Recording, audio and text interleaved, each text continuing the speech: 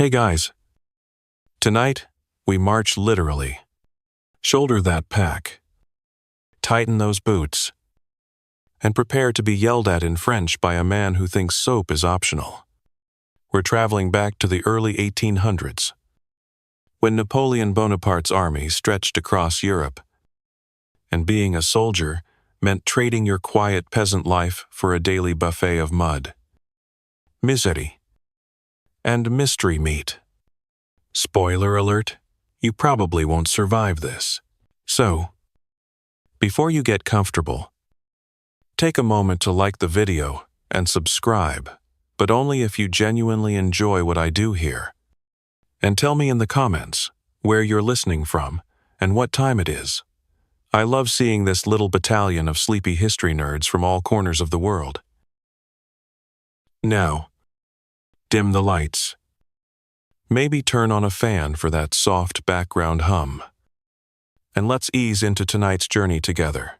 It starts, as most terrible things do, with a knock at the door. You're 20 years old. You were planning to marry Lucille, inherit your father's 3 goats, and maybe make a career in barrel making or onion pickling. But then conscription knocks, not metaphorically. A literal knock. By a man in a blue coat, holding a very official-looking scroll and a list with your name already underlined. You try to argue that you've got flat feet or that you're the sole provider for your aging grandmother. He yawns. The French state has just rolled out the levée en masse. And Napoleon needs bodies, preferably young. Breathing ones who can carry 60-pound packs without falling into a ditch. You spend your first few hours in the local recruitment station, which is really just the town hall, with a tricolor flag pinned to a wall, and a bucket of weak wine, labeled Welcome. The officer in charge asks you 3 questions. Name, age. Can you hold a musket without crying?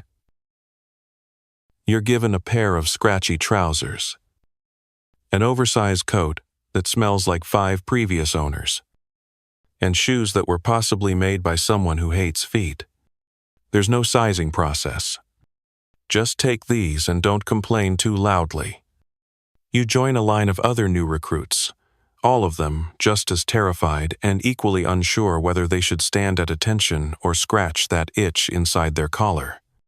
One guy is already asking if he can go home to grab his lucky spoon. He is firmly told no. The training camp is a 3-day march away. You get there with blood in your socks and a strong suspicion that your left big toe has declared independence.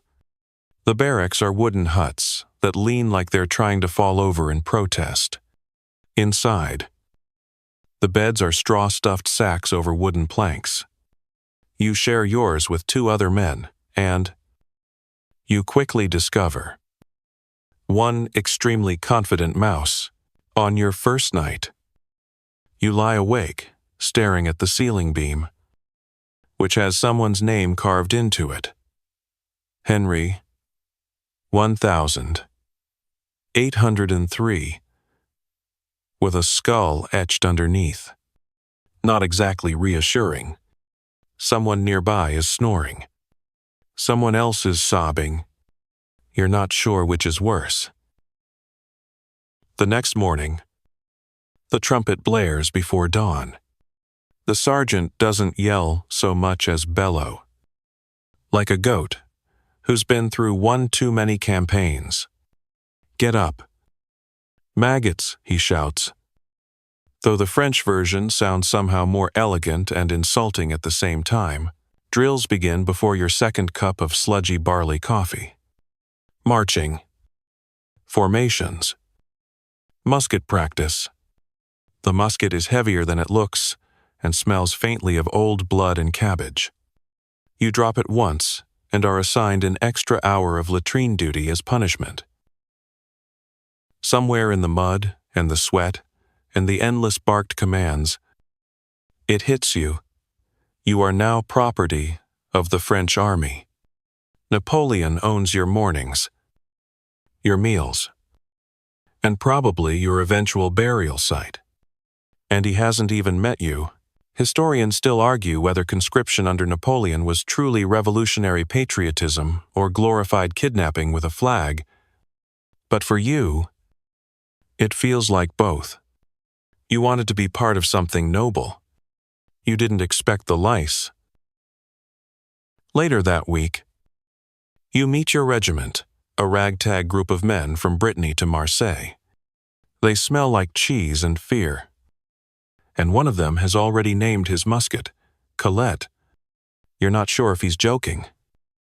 But you don't ask. There's camaraderie. Sure. But also rivalry. One guy punches another over a stolen crust of bread. You pretend to sleep while they argue, clutching your crust like it's made of gold. By week's end, you know how to load and fire your musket, how to march in formation, and how to avoid latrine duty by always looking busy. Your boots still don't fit. Your uniform still doesn't close properly. And the mouse in your bed now has a name, Napoleon. You've bonded. You write your first letter home with borrowed ink and fingers that still smell like black powder. You don't tell your mother everything. Just that you're eating well lie. Training hard, mostly true. And looking forward to serving France, depends on the day. As the wind howls outside the barracks, and the sergeant screams something about polishing buttons before sunrise, you pull your coat tighter, close your eyes, and dream of goats, onions, and a life that didn't involve possibly freezing to death under someone else's glory. The trumpet blares again. Always too early. Always too loud. You groan. Shift under your lice-ridden blanket and try to convince your limbs they still exist. Outside, the barracks yard is already echoing with stomping feet and shouted insults that, while colorful, are not exactly encouraging. Another day of training awaits, though training might be too generous a term. It's more like historical hazing with a side of discipline. The sky is gray. It's always gray. The mud is somehow wetter than yesterday. And the wooden soles of your issued shoes are already cracked. You trudge out, bleary-eyed, to join the other recruits, who look just as enthusiastic as people about to perform a synchronized suffering routine. The drill sergeant, Monsieur Charpentier, a man who could curdle milk with his scowl paces in front of the line, swinging his riding crop like he's conducting a very angry symphony. Today, we learn to march properly, he says, drawing out the words like a threat. You already thought you knew how to march. One foot, then the other. Simple. Right. Wrong. In Napoleon's army, marching is an art form, and also a punishment. If one man stumbles, everyone marches again, and again, and again. By the third hour, your thighs are shaking, and your spine feels like it's negotiating surrender. The wooden soles of your clunky sabots smack the ground with every step, but they offer no cushioning, no flexibility, and no forgiveness. By now, you'd trade your rations for a single pair of soft leather boots, preferably ones that don't double as rain collectors. Historians still argue whether the French infantry's footwear was a tactical oversight or simply a low-budget nightmare. But what's not debated is the blisters. You stop feeling your toes around the time the sun finally breaks through the clouds. Then comes musket drill. You line up with your fellow soggy disasters and hoist your Charleville musket. It's nearly 5 feet long and heavier than your emotional state. Load, the sergeant shouts. You fumble for your cartridge. Tear it with your teeth. Pour powder into the pan. Ram the ball. Prime the flint and drop it. Again, the sergeant sighs so hard you swear it shifts the wind. After 3 hours of loading and aiming under pressure, a phrase which really means fumbling while terrified, your shoulder feels like it's been hit with a bread oven. The recoil from each shot bruises you deeply. But no one complains anymore. Complaints earn extra drills. Or, worse, latrine inspection duty. Breaks are rare. And when they come, you huddle by the field kitchen, hoping for bread that isn't too green. You get a hunk of hardtack instead, dry, tough, and almost certainly doubling as structural material. You chew, slowly, very slowly. One guy nearby breaks a molar. You keep chewing, respectfully, like someone who doesn't want a matching dental emergency. While you eat, the officers inspect your formation posture. Too slouchy. More drills. Too rigid. Still more drills. One man faints from fatigue and gets a half-hearted splash of water and a sarcastic, "Welcome back." Marie, the army does not run on compassion. It runs on fear, caffeine, and the faint promise of one day looting something shinier than a turnip. By the afternoon, you're back in formation for bayonet practice. This is the bit where you jab a very sharp stick at a stuffed dummy and scream. You're told to imagine the enemy, though. It starts to look a lot like your sergeant. After the 7th round, you learn how to charge, how to retreat, how to look intimidating in formation, and most importantly, how not to stab the man next to you when you trip. You trip anyway. He glares. You apologize. He mutters something about sleeping with one eye open. That evening, back in the barracks, you collapse onto your plank bed combo and try to stretch your aching limbs. Someone's snoring already. Someone else is trying to pull lice out of their collar with a stick. The mouse in the corner, Napoleon Jr., presumably a cousin of your bed mouse, has upgraded to chewing your shoelace. You reflect on the day. You've been yelled at, bruised, soaked, beaten, and fed exactly 1 cup of gray broth and half a biscuit. But there's something else. A flicker of grim pride. You made it through. You're still standing. Mostly, you write another letter home. Though the candle burns too low and the ink has started to smell like vinegar. You tell your mother that you are becoming strong, true, that the officers are wise debatable, and that your shoes fit perfectly utter fiction. Outside, the moon rises. The wind rustles the canvas of the nearby tents. Somewhere far off, someone sings a marching tune that sounds like it was written by someone with no remaining will to live, and as you close your eyes, you realize the next time you march, it might be toward real bullets. So you hold on to tonight muddy, miserable, and miraculously quiet as the best kind of peace you've had in weeks.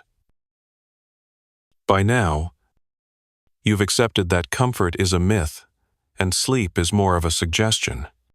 But today's suffering begins before breakfast, and it starts with clothing, specifically your uniform, which appears to have been designed by a sadistic tailor with a wool addiction and no understanding of human anatomy.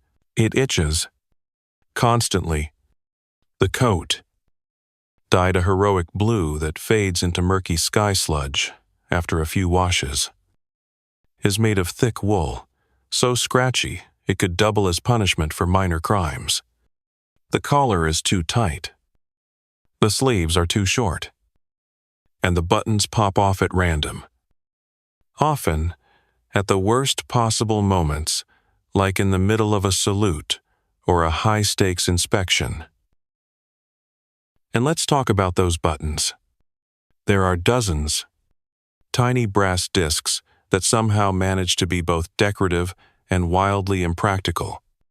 You spend half your free time sewing them back on using borrowed thread, and the other half trying to explain to your sergeant why you're missing 3. The pants are no better stiff, hot, and cut to fit a person who may or may not have been shaped like a baguette. There's no stretch, no breathing room, and certainly no dignity. Every time you bend over, something creaks, and you're not entirely sure whether it's your trousers or your spine. The shoes. Let's revisit. The shoes are still wooden-soled, still heavy, and still committed to destroying your feet, one blister at a time. There's no left and right shoe. Just pick one and hope. You stuff them with straw in winter, snow in spring, and desperate prayers the rest of the year. But the crowning glory, the true masterpiece of fashion dysfunction, is the shako. That's the hat. A tall, cylindrical monstrosity made of pressed felt, leather, and occasionally cardboard. It's supposed to make you look intimidating. Instead, it makes you look like a parade float that got lost on the way to the bakery. It's heavy. It's hot. It wobbles when you march. And yes, it comes with a ridiculous plume that bounces around as you try to look serious. Some soldiers stitch dice or charms inside for luck. You consider sewing in a note that just says, "Send help."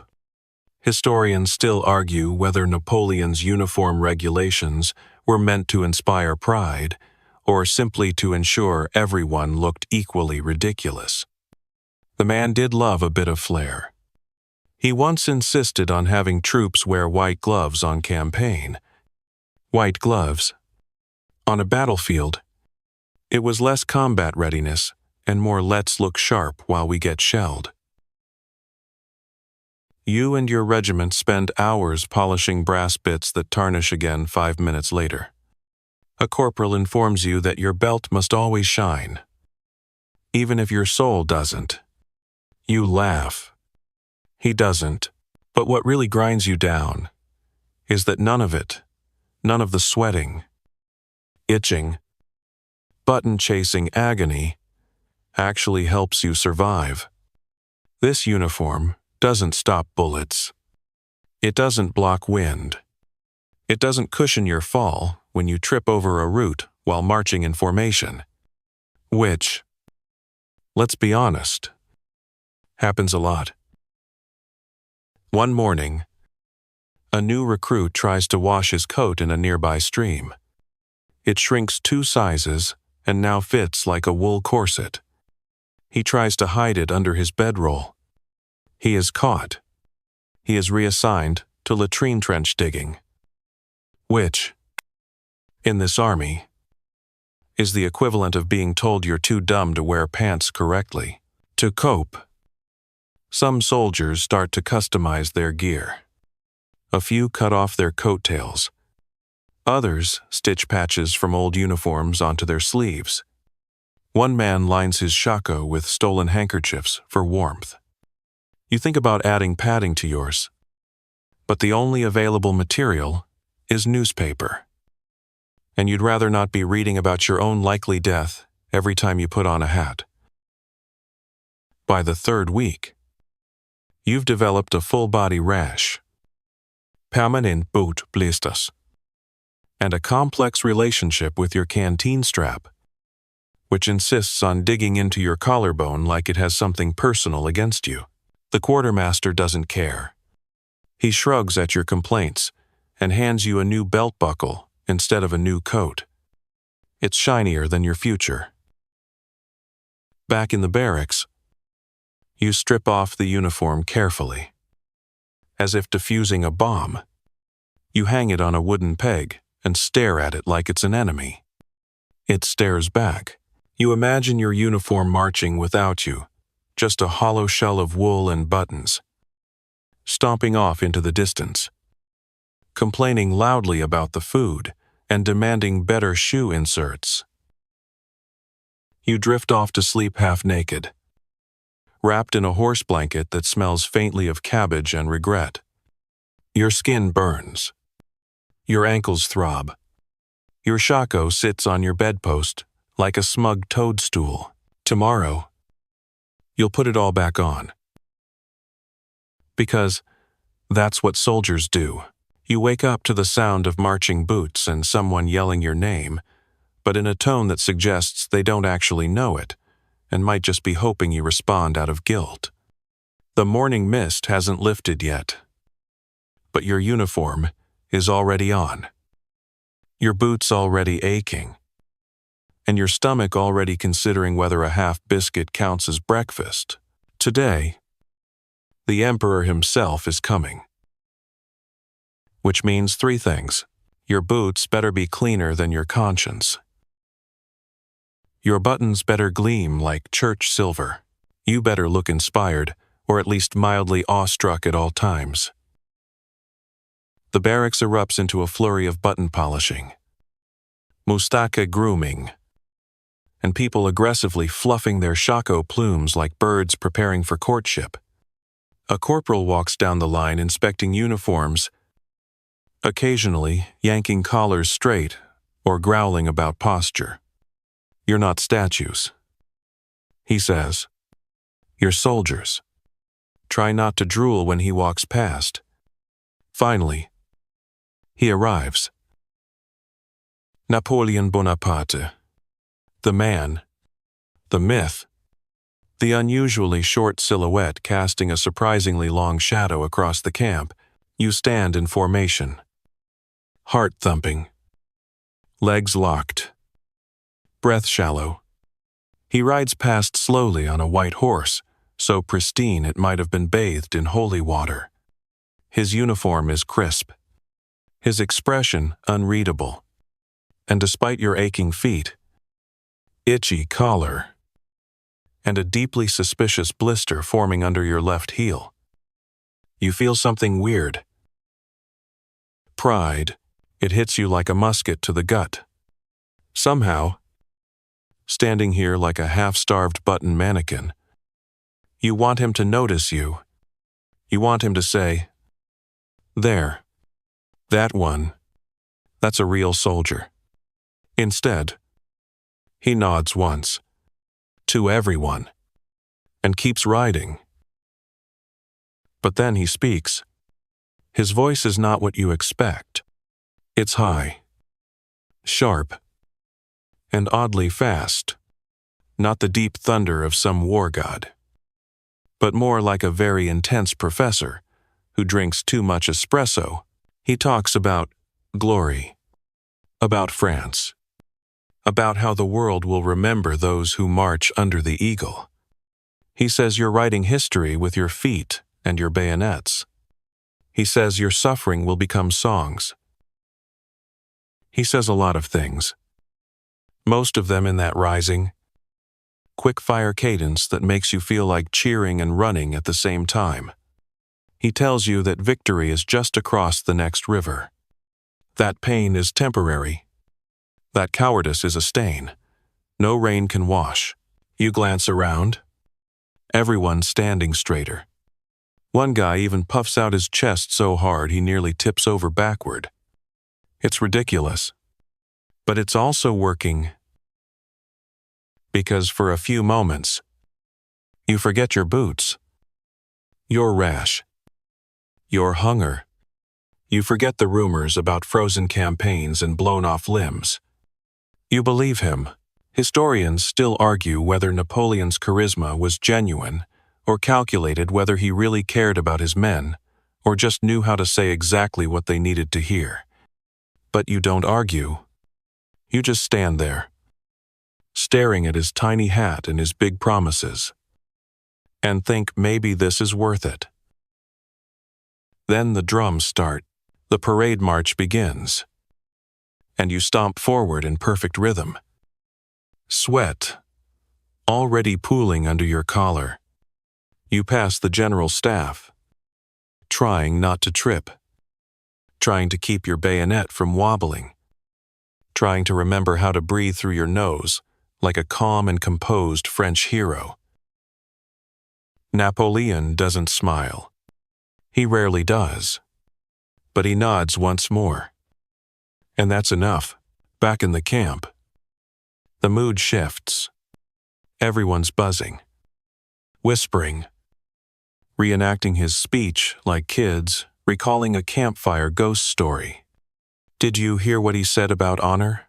He looked right at me. I swear, I'm going to carve his words into my mess tin. You sit by the fire that night, stirring your soup, which is somehow both watery and burnt, thinking about how easily a few words turned a camp full of miserable men into believers, not just in Napoleon, but in themselves. It doesn't last. Of course, the next morning you're back to trench duty, and your shako's plume is drooping again like a sad salad garnish.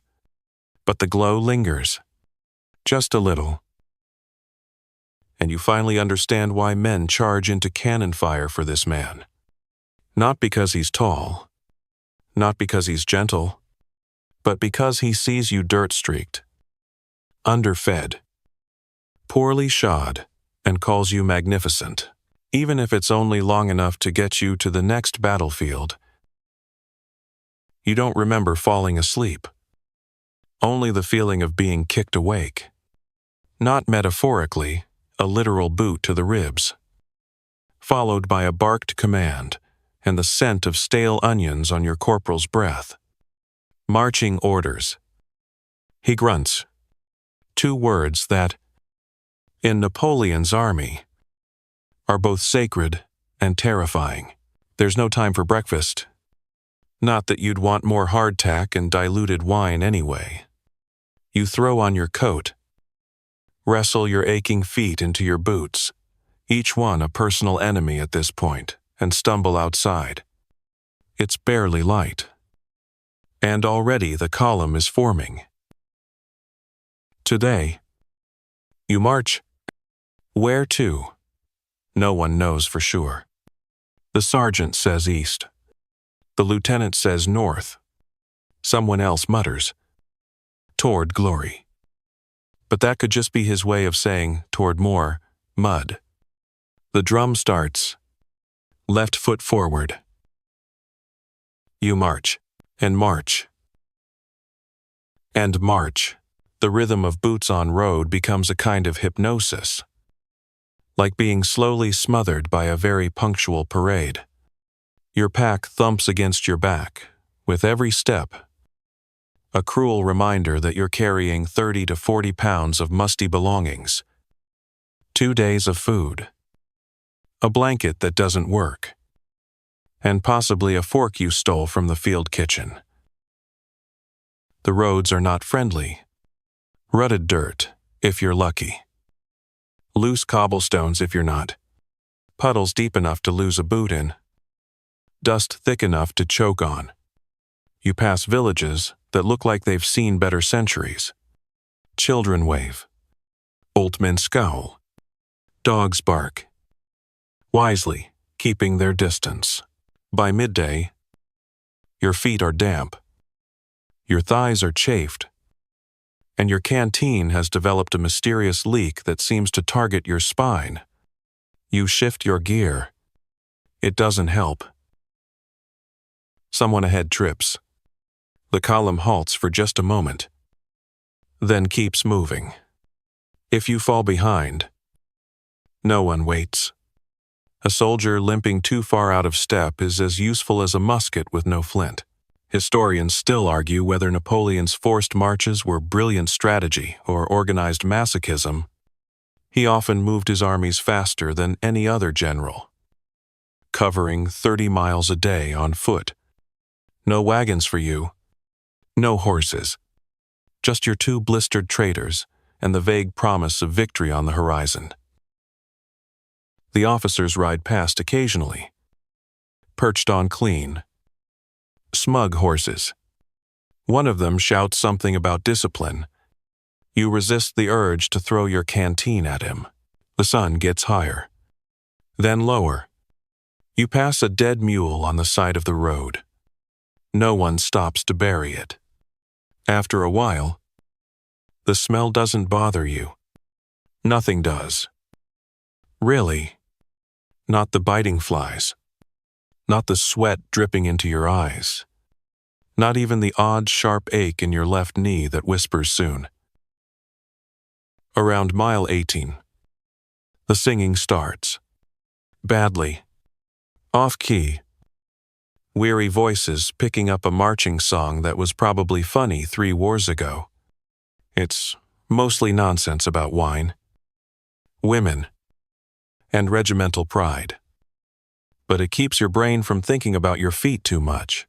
The guy next to you starts reciting his mother's dumpling recipe under his breath, as if that will summon them from the dust. It doesn't. At mile 20, your vision goes a little blurry. You've been rationing your water and regretting it. Someone hands you a crust of bread. You eat it without chewing. Finally, just as your legs are considering mutiny, you arrive. Not at a village, not at a glorious battlefield, but at a random patch of mud with a few trees and a stream full of frogs. This, apparently, is camp for the night. You drop your pack like it's on fire. Your feet scream in silent agony as you unlace your boots and discover that both socks have fused to your skin. The medic says they'll grow back. Maybe. Tents are optional. Firewood is scarce. You curl under your coat, pressed between 2 other snoring disasters, and pray the frogs don't try anything. That night, you dream your floating feet cool, shoulders weightless. Then you wake up in a puddle, just another day in Napoleon's army. You wake up still soggy, covered in condensation, frog adjacent, and somehow even hungrier than you thought possible. Your first coherent thought food. Now, or at least something vaguely edible that doesn't come with splinters or parasites. Unfortunately, the Napoleonic military menu is best described as imaginative suffering in a bowl.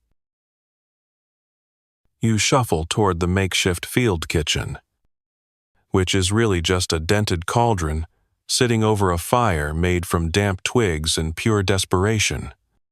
A man with a ladle greets you.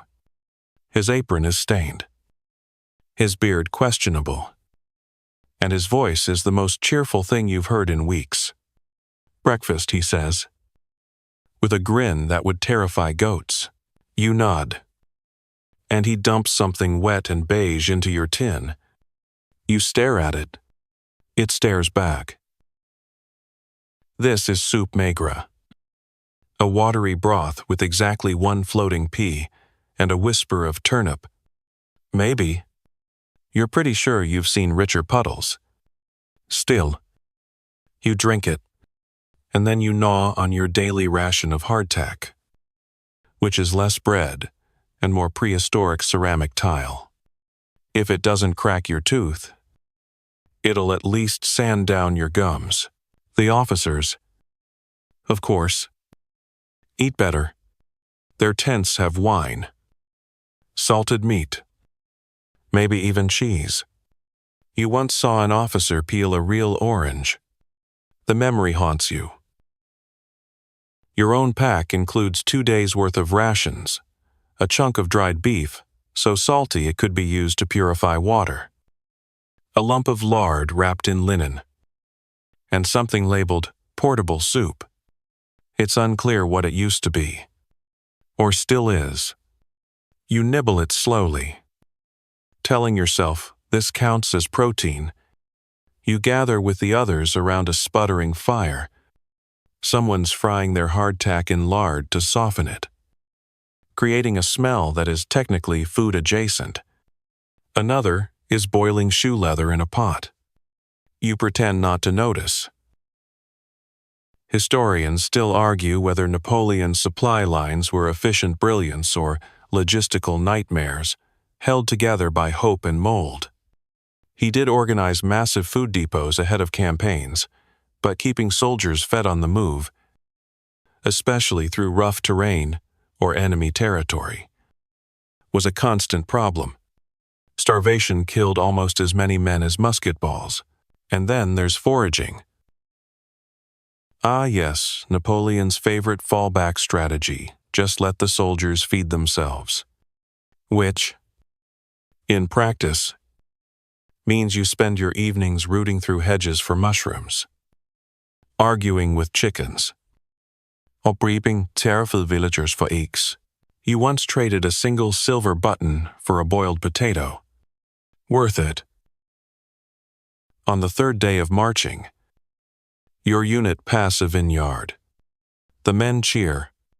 Within minutes, the grapes are gone. Half the vines are trampled. And 2 guys are trying to ferment juice in a canteen. The sergeant pretends not to notice. He's chewing on a stolen onion and wearing an expression that says, "You'll never prove it." Quirky fact of the day. Some soldiers, desperate for flavor, carried spice pouches filled with nutmeg or dried herbs from home. You carry a garlic clove in your pocket like a charm. It doesn't help with the hunger, but it does keep away one particularly chatty guy who smells like pickled despair. You hear rumors of Italian units frying polenta with wild herbs, Polish troops roasting roots and wild boar. You try to copy them once by baking a mushroom near the fire. You hallucinate for 2 hours and wake up hugging your musket. After that, you stick to things that don't glow.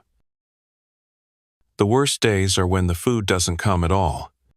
Either the wagon got stuck, or the quartermaster misplaced your regiment's crate again. Just eat slower, someone says.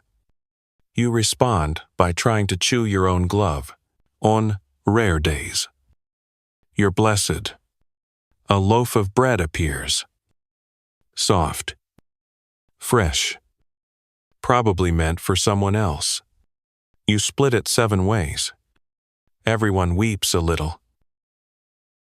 And then there's wine. Napoleon knew his men needed it, if not for nutrition. Then for morale, a small ration is issued when possible. And you clutch that tin like it's holy. The wine is cheap, acidic, borderline vinegar. But it warms your chest and makes the night a little softer. You lie back on your blanket, stomach still grumbling, but slightly less offended. The stars peek through the clouds. A man nearby is whisper singing a lullaby in Breton. Another is toasting the emperor with a crust of bread held high. And in that moment, surrounded by stink, soot, and soup, that might be soup, you feel something dangerously close to contentment, briefly. Until someone burns the last onion, the smell hits you first. It's not the soup this time. No. This is the acrid, nose-sizzling blend of mud. Horstung. 2. Bode, odor. And just a splash of decomposing optimism. It wafts through camp like a ghost that wants to make sure you never eat lunch again. You step outside your tent, or what passes for one, which is really just a canvas triangle with commitment issues, and nearly twist your ankle in a fresh pothole of ooze. Welcome to camp life, where everything is damp, crowded, and designed to lower your standards, one bucket at a time. You shuffle toward the communal latrines, which, if you're lucky, are in the direction of the wind. If not, well, good morning. They're just trenches. Open trenches. Sometimes covered with boards. Sometimes not. You balance with the grace of a drunken stork, trying to keep your dignity while staring down into yesterday's regrets. One man falls in. You all pretend not to notice. Cleanliness, as it turns out, is optional. Bathing, only if you find a river that hasn't been used upstream for washing horses or tossing enemy uniforms. Sopa, rare treasure. Sometimes traded like gold. You once saw a man swap his spare belt for a bar of coarse lye and weep as he scrubbed his armpits with religious fervor. And the clothes, oh, the clothes. You're still wearing the same wool uniform you were issued 3 weeks ago. It now walks into tents before you do. The inside of your collar is a hostile ecosystem. Lice have declared independence in your seams. Every evening is spent shirtless, trying to pick them off with a fork, while your neighbor hums a lullaby and examines a rash that may or may not be sentient. Historians still argue whether sanitation in Napoleonic camps was neglected due to ignorance or sheer logistical overload. Some officers understood disease could wipe out regiments faster than bullets. Others figured, if you were still upright, you were clean enough. As night falls, the real fun begins camp crowding. You share sleeping space with 2 or 3 other men, shoulder to shoulder, sharing body heat and germs like one big military cuddle pile. One snores. One mutters in his sleep. One keeps a knife under his pillow and insists you don't ask why. You once tried sleeping outside for fresh air. You woke up with a frog in your boot and a beetle in your ear. The noise never stops. Horses snorting. Officers shouting. Drums signaling the next false alarm. Someone always burns the stew. Someone always laughs too loudly at a joke you can't hear. And someone every night, without fail, sings an off-key song about home that makes you remember your sister's dumplings and hate yourself a little for leaving. You try to write a letter. The ink is watery, the paper damp, and your handwriting is now so shaky it resembles medieval surgery notes. You give up and draw a potato. It's symbolic. Even meals in camp are an ordeal. The field kitchens emit smells that shift between boiled sock and optimistic rat. You line up, bowl, in hunt, and hope that what you're served has more substance than a sad memory. Occasionally, it's stew with beans. Usually, it's porridge with a twig, quirky tidbit of the day.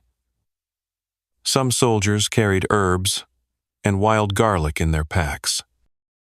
Not for taste, but to mask the smell of everything else. You consider stuffing your nostrils with pine needles. On days when it rains, the mud becomes sentient. Tents collapse. Firewood becomes a myth. The stew turns gray. You walk past a man trying to dry his socks over a candle. A looks up, eyes wild, and mutters, "This is fine." It's not. The only relief comes from letters from home when they arrive. One man receives word that his cousin has married his ex-girlfriend. He sighs and eats an entire tin of beans out of spite. Another gets a package of cheese that's turned into a science experiment. He eats it anyway. You find yourself becoming immune to the noise, to the smell, to the eternal dampness that clings to your bones like a clingy ghost. You accept that your skin will never feel clean again, that your socks are a form of spiritual punishment, that your shako, now sagging from mildew, probably contains things better left unnamed. and still you stay. Because despite it all, there's something binding in this misery, a strange brotherhood formed not by victory, but by mutual suffering, by shared jokes about trench soup, by helping hold up a friend too tired to stand, by the quiet tap of a canteen, exchanged without a word, and when the sun rises, when the bugle calls again, and you strap your aching feet back into those traitorous boots, you don't think. Why am I here, you think? Who else would understand this madness? Just you and the other sleep-deprived, lice-covered, semi-feral sons of Napoleon. Another day. Another march. Another round of not knowing exactly who might be trying to kill you before sundown. That's the unspoken rule. In Napoleon's army, there's always an enemy, you just don't always know their name. Uniform. Or general location, which really adds a nice layer of existential spice to your daily routine. You shuffle along a rutted road lined with trees, musket slung over your aching shoulder. When the whispers start, cavalry patrol spotted yesterday, Spanish irregulars in the next valley. Someone heard gunfire at dawn. You learn to listen for these things, not because they're always true, but because sometimes they are. And that's enough. The official enemy wears a uniform. They march like you. They bleed like you. Sometimes, you even eat the same sad biscuits. But increasingly, especially here in Spain or Prussia or wherever the borders have blurred into fog and fire, the enemy wears whatever they like, peasants with knives, priests with muskets, women who smile until your back is turned. This is guerrilla territory now. Historians still argue whether the guerrilla warfare Napoleon faced in Spain was the beginning of his downfall or just one of many slow bleeds that drained the empire dry. What they agree on is that it was brutal. And it was personal. You walk into villages that look abandoned, only to find half the homes hiding armed locals. You pass wagons that explode. You eat from a pot one day and find it poisoned the next. You stop trusting children who offer you bread. You definitely stop trusting goats. One of your comrades was lured away by a woman with bright eyes and came back 3 days later with a broken leg and no memory of what went wrong. Every sound becomes a signal. Every shadow could hold danger. The forest is no longer just trees. It's 1,000 blind spots and potential musket barrels. And you, with your bright blue coat and giant hat, are basically a walking aim here sign. Quirky side note, some soldiers tried disguising themselves by smearing mud on their uniforms or wearing bits of local clothing. One man wore a sheepskin cloak he stole from a stable and was nicknamed Napoleon's goat until he was accidentally shot by his own side. Friendly fire happens more often than you'd like to think, especially when everyone's exhausted and paranoid. Then there are the traps. Pits dug in narrow paths, rope snares across trees, bladders hidden in haystacks. You watch your steps so carefully now that your eyes rarely leave the ground.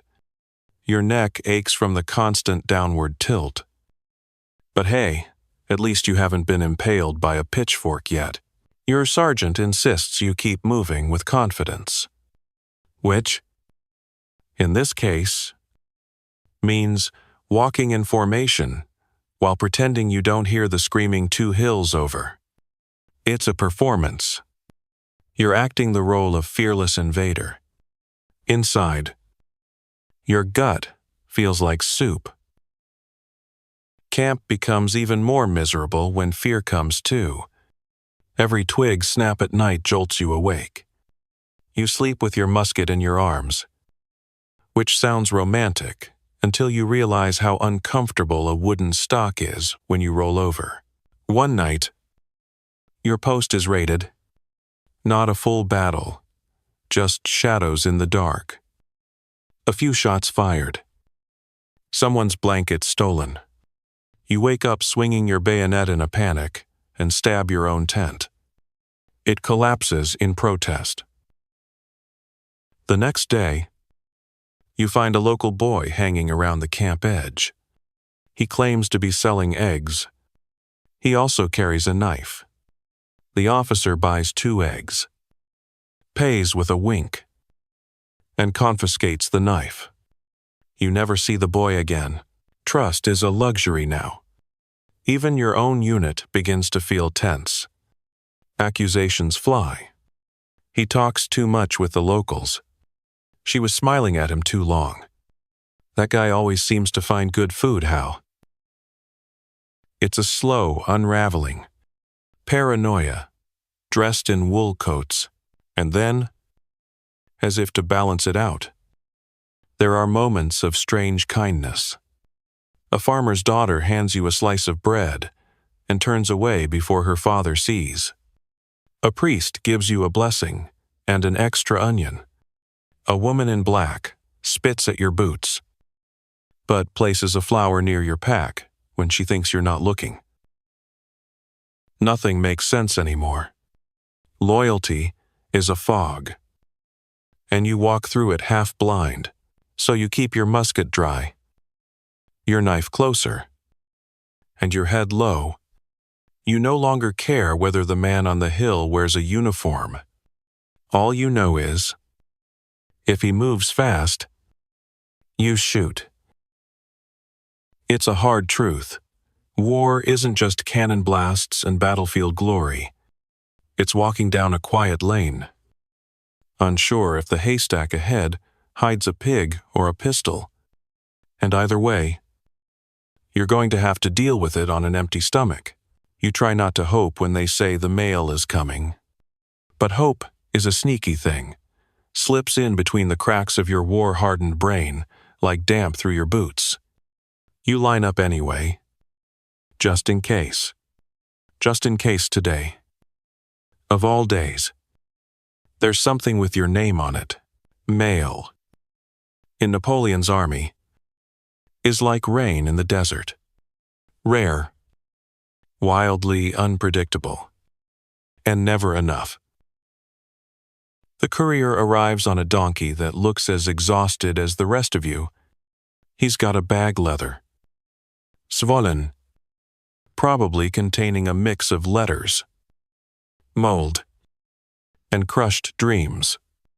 A bored corporal begins reading names aloud, butchering most of them, like a butcher who's never seen a cow before. One man sobs when he hears his name. Another rushes forward only to discover it's a letter meant for a completely different Pierre. He keeps it anyway. You don't get one. Again. You pretend not to care. You roll your eyes. You laugh with the others. Probably just my landlady asking about rent. You joke. But inside, something sags. Something shrinks. That tiny knot in your chest, that one hopeful thread is pulled a little tighter. You haven't heard from home in over a month. Maybe 2. Time's elastic out here. Stretched between battles and breakfast stew. You used to count the days. Now, you measure them by how often you clean your musket, or how many times your shako plume falls off. Historians still argue whether the breakdown in Napoleon's military mail system was due to enemy interference, bad planning, or sheer indifference. Truth is, once you're in the field, your location is a moving target, your survival uncertain, and your morale considered expendable. Letters vanish. Packages rot. Love gets lost in translation, or in Belgium. Your friend Jacques used to write his mother every Sunday. Long, careful letters with stories about the weather, his aching knees, and how his captain snores like a dying goose. He hasn't received a reply in weeks. Yesterday, he stopped writing altogether. Then there's Lucian, the romantic. He has 3 letters from the same girl. He reads them aloud like scripture. My dearest heart. She writes, stay safe. Stay warm. Come home. You roll your eyes and envy him so much it aches.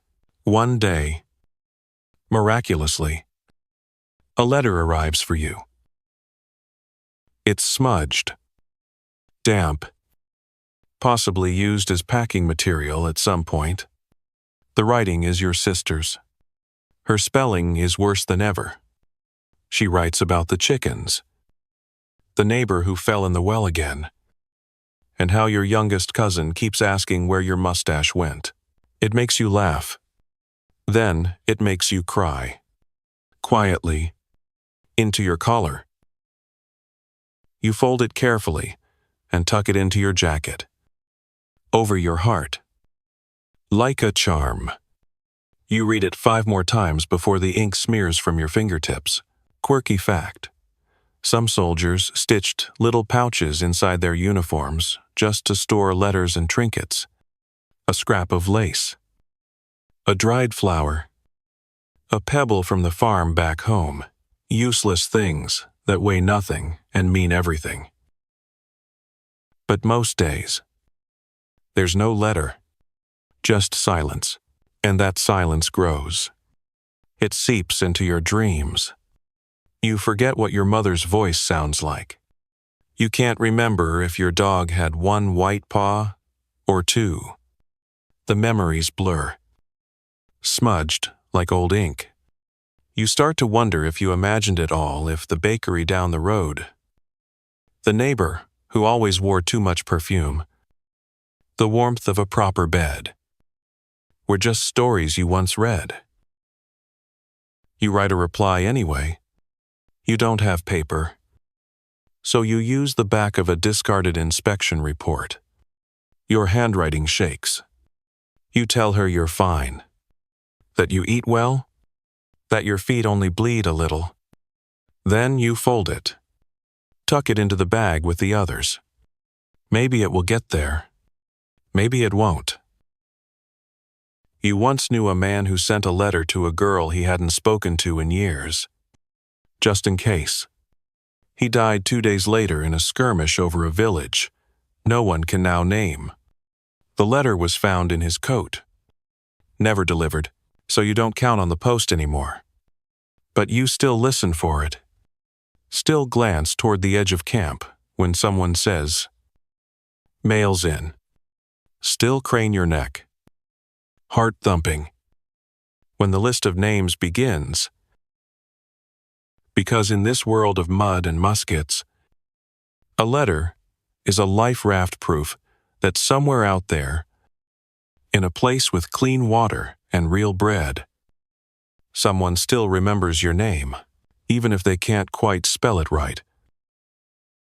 They wake you before dawn with a sound that's unmistakable, the long, low roll of a drum. That doesn't mean breakfast. You blink. Sit up. That knot in your gut, the one you try to ignore most days, pulls tight. Today, you're not marching. You're fighting. There's no speech. No poetry. Just an officer reading orders like he's reciting ingredients off a vinegar bottle. Form up. Fix bayonets. Load 1 round. You do it automatically. Your hands know the drill. Even if your mind is lagging behind. Ram the cartridge. Tap the flint. Check the powder. Bite the bullet. Literally, the sky is just starting to lighten as your regiment lines up in an open field that smells like wet grass and old fear. The battlefield lies ahead like a messy breakfast table hills. Fences. Trees. All waiting to be stained with someone's story. Cannons are being wheeled into place. Cavalry trots past. looking too clean. And somewhere out there, in that morning mist, is another army. You can't see them yet, but you know they're there, waiting. Just as hungry, just as scared. The drummer starts again. Your boots slap against the damp ground as you move into formation. You don't speak. No one does. Even the guy who always jokes about soup rations is quiet now. Lips pressed so tight they're white. Your musket weighs more than usual. Or maybe it's your arms that have gotten heavier. You glance to your left. Jacques mutters a prayer under his breath. To your right, Lucien keeps tapping the letter from his girl tucked inside his collar. Then you see them. Across the field. Blurry at first. Then, clear men in lines. Just like you. Same uniforms in different colors. Zama hats. Same weapons. Same look of please, let me not be the first to fall. And then the first cannon fires. Not close, but loud enough to shake your ribs. The ground kicks up in a puff of mud where it lands. Someone gasps. Someone else starts laughing shrill and thin like a cracked flute. That guy won't last long. More cannon fire. Then muskets.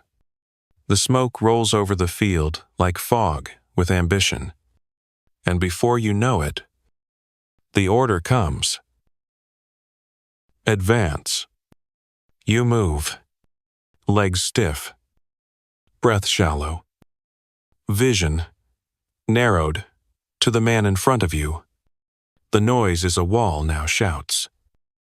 Shots. That awful sound of metal on bone you pretend you didn't hear. You reload by habit. Ramrod. Powder.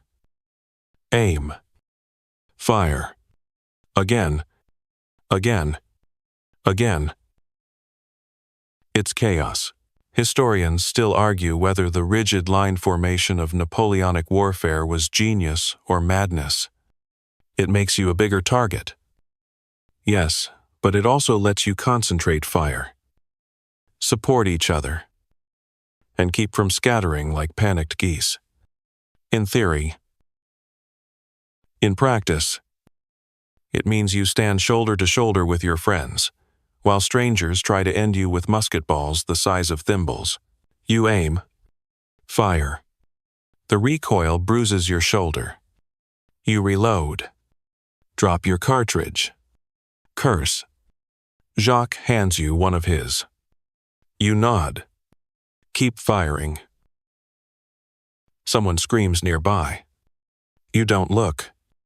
You don't stop. You don't think.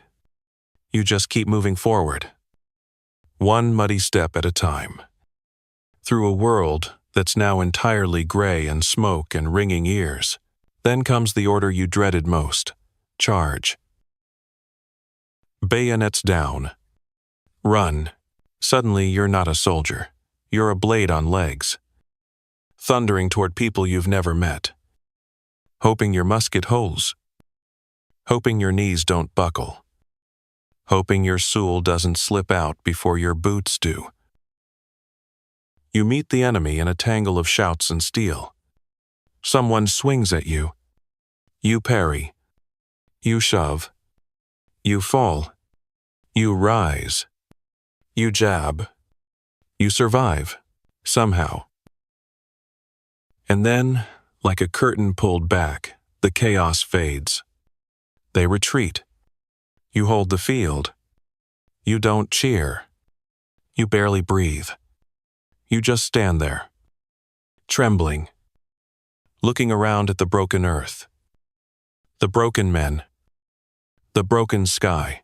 Quirky fact, Napoleon sometimes appeared on battlefields during or after fighting, inspecting wounded, praising the brave, even touching the heads of the dying.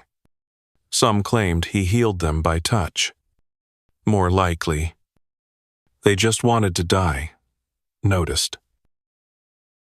That night, around the fire, no one speaks of what they saw. Not out loud. You all eat quietly. Soup sloshing in dented bowls. Ears still ringing from cannon fire. Someone sings a slow tune. No one joins in. You lie on your back, staring at the stars, thinking not about glory or medals or victory, but about how your hands won't stop shaking, how you can still taste the smoke, how the guy next to you now carries your spare cartridge, and how, no matter what they say, tomorrow, you're not the same man you were this morning, not even close. You blink down at your hands. They're still trembling, still dusted with the grime of gunpowder and sweat. You're not sure what hour it is mid-morning. Maybe late afternoon time gets wobbly after a battle. You're still reeling from the charge. The smoke.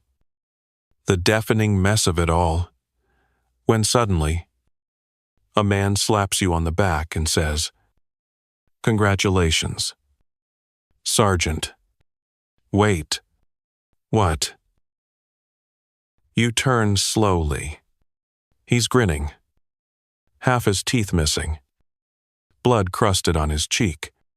You're in charge now, he adds, then limps away, like he just handed you a sandwich.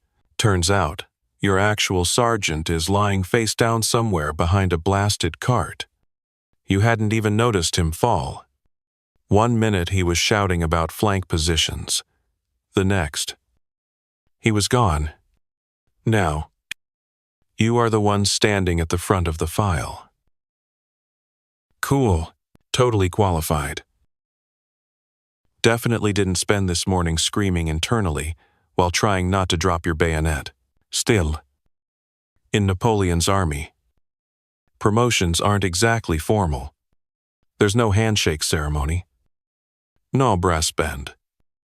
No glittering epaulets bestowed under torchlight. Someone D's. Someone else steps up. That's it. Battlefield promotions are about survival and visibility. If you happen to be the one still standing when the dust settles, congratulations. You're middle management now. Your first task, yelling. You have to sound like you know what you're doing, even though you're mentally trying to remember how the heck anyone holds a formation in this terrain. So, you lower your voice half an octave, deepen your scowl, and bark. Form ranks, while adjusting your hat in the most commanding way possible. Somehow, it works. The others shuffle into place. Either they respect your new authority or they're too tired to argue. Probably both.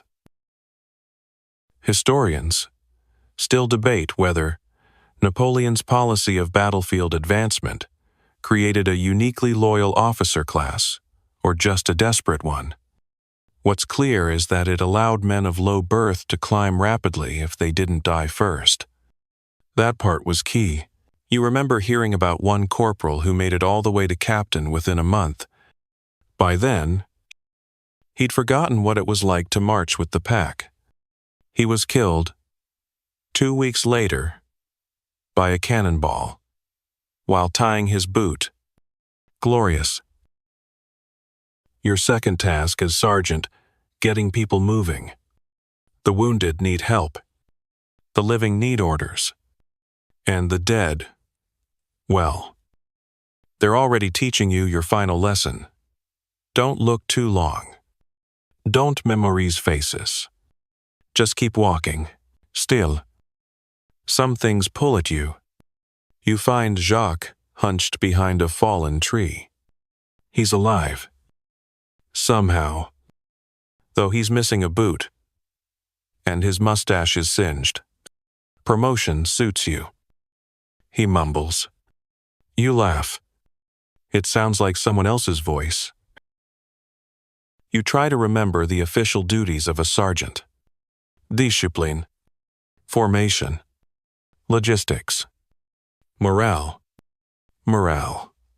You almost laugh again. Is it your job now to tell Lucien that the letter from his girl arrived but was covered in blood, that it got tossed in the river during the retreat? You don't. Not today. Quirky tidbit of the day: some sergeants carried walking sticks not for style, but for whacking soldiers back into line. You find one near the camp's edge. You don't use it. Yet, that evening, you're expected to give the meal orders, which is hilarious, because you can't even locate the stew pot. Eventually, someone hands you a dented ladle and says, "Here, make it look official." So, you do. You ladle stew, pretend to inspect rations, and try to remember what your old sergeant used to say. Something about pace of march and never trust a cook who smiles too much. You fake it. People follow, which is maybe the most terrifying part of all. By firelight. You sit apart now, not because you want to, but because they expect you to. You're in charge, which means you eat last and sleep less. You watch them from the shadows and wonder how long you can keep the illusion up. Historians like to talk about leadership under fire, like it's some noble quality. But sometimes it's just being the last person still upright when someone needs to point at something. You write in your journal. The handwriting's worse than usual. Got promoted. You scrawl. I think I might be bad at it. You think of your sister, of her chickens and her sweet dumplings, and how she once bossed around 4 cousins with a wooden spoon and 0 military training. She'd make a better sergeant than you. At least she wouldn't forget to issue new bandages. You consider handing the job off, faking an injury, getting lost. But then someone taps your arm and says, "Sir, what should we do with the prisoners?" Oh, right. That's a thing now. You stand, take a deep breath, and in your best approximation of competence, you reply, "Sort them out by rank, and make sure no one steals their boots." Because even in Napoleon's army, some things never change. You don't even flinch when the cannon fires this time. That's either bravery or nerve damage, you're not sure anymore. Either way, your ears barely register it. Just another note in the marching symphony boots squelching through mud. Metal scraping against gear. Men coughing, muttering, swearing, snoring. The column moves at what you've come to call Napoleonic pace. That is to say, too fast to breathe, too slow to make real progress, and just painful enough to ruin both knees. You're on the march again. If yesterday was blood and bayonets, today is blisters and boredom. The battle's over. The dead are behind you. And ahead lies another horizon, filled with unknown food shortages, mystery weather, and roads that were probably designed by someone who hated feet. Marching in Napoleon's army is less about covering distance and more about surviving the covering. You pass through hills, valleys, abandoned farms, and the occasional town that looks like it lost an argument with a tornado. You can't tell if it was burned last week or last year. Honestly, it doesn't matter. You've lost track of how many miles you've done since conscription. Some men try to keep count. Jacques insists we've marched over 700 kilometers. Others just measure by how many boots they've worn through. You're on pair number 3. They squeak now, mockingly. Historians still argue whether Napoleon's forced march doctrine was innovative genius or a great way to build an army of hobbling skeletons. He pushed his men harder than almost any general of his time. In 1805, the Grand Armée averaged 20 miles a day on bad roads, in heavy gear, often without food, and you're somehow expected to lead. As sergeant, it's now your job to yell things like "keep pace" and "form column," when what you really want to yell is, "Can we please sit down and apply ointment to our collective souls?" Your voice is hoarse, your legs ash, and your lower back, that left hours ago. You're now 80% willpower, 15% stubbornness, and 5% damp socks. Breaks are brief, cruel things. 10 minutes to untie your boots. Gulp some questionable water. Maybe eat half a crust of bread if you're lucky. Then it's up again. Forward.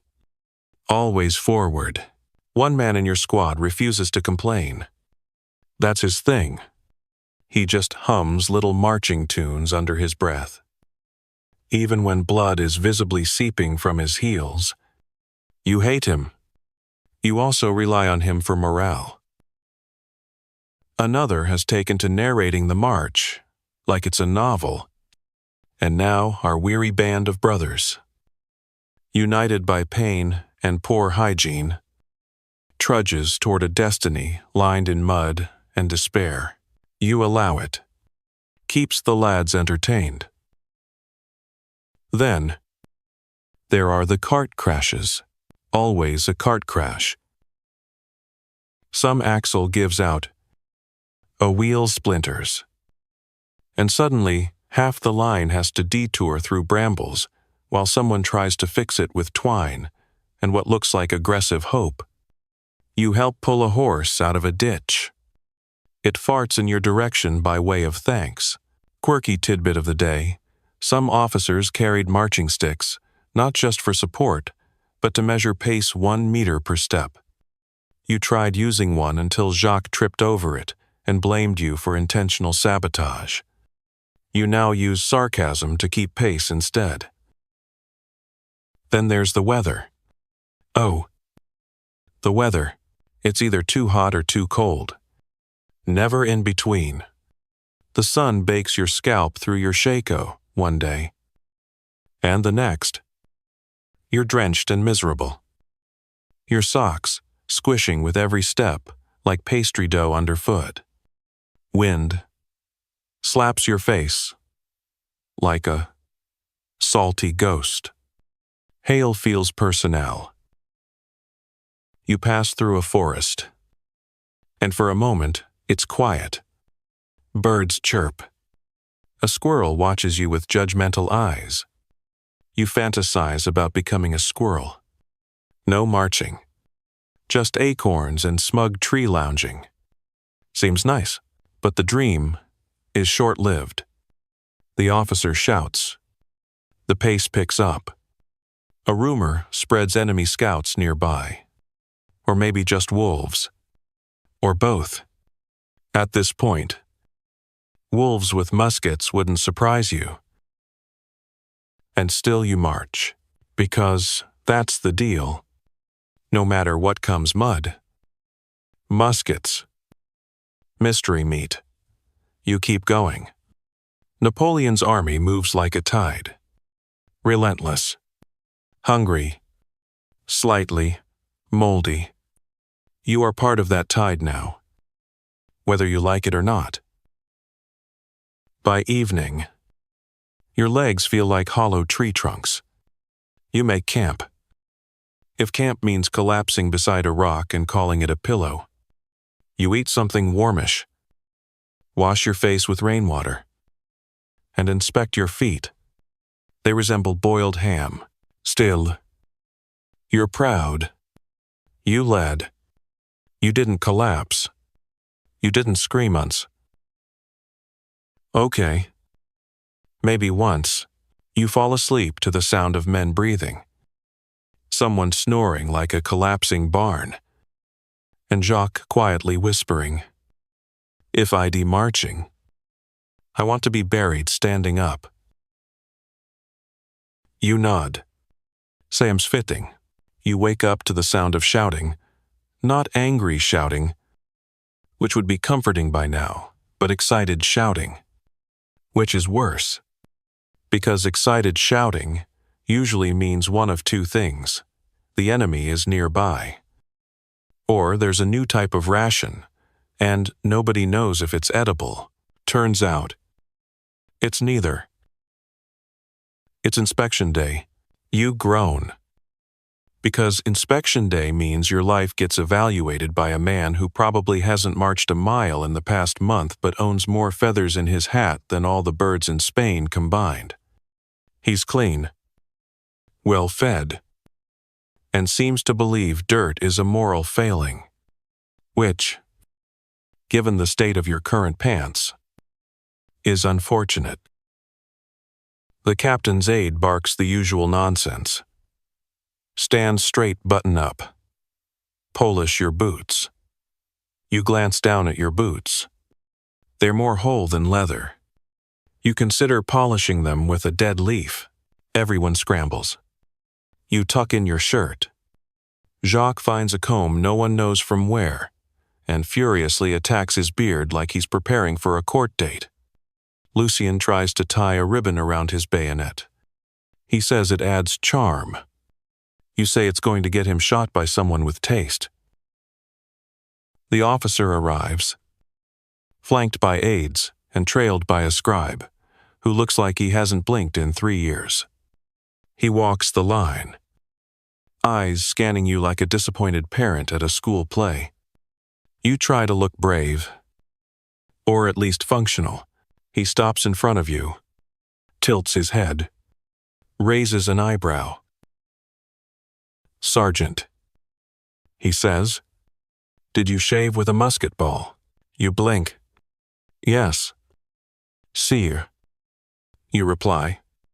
"Twice." He doesn't laugh, but the scribe behind him snorts. Historians still argue whether these inspections served any true logistical purpose, or were just a morale tactic wrapped in humiliation. On paper, they maintained order, reinforced structure, weeded out slackers.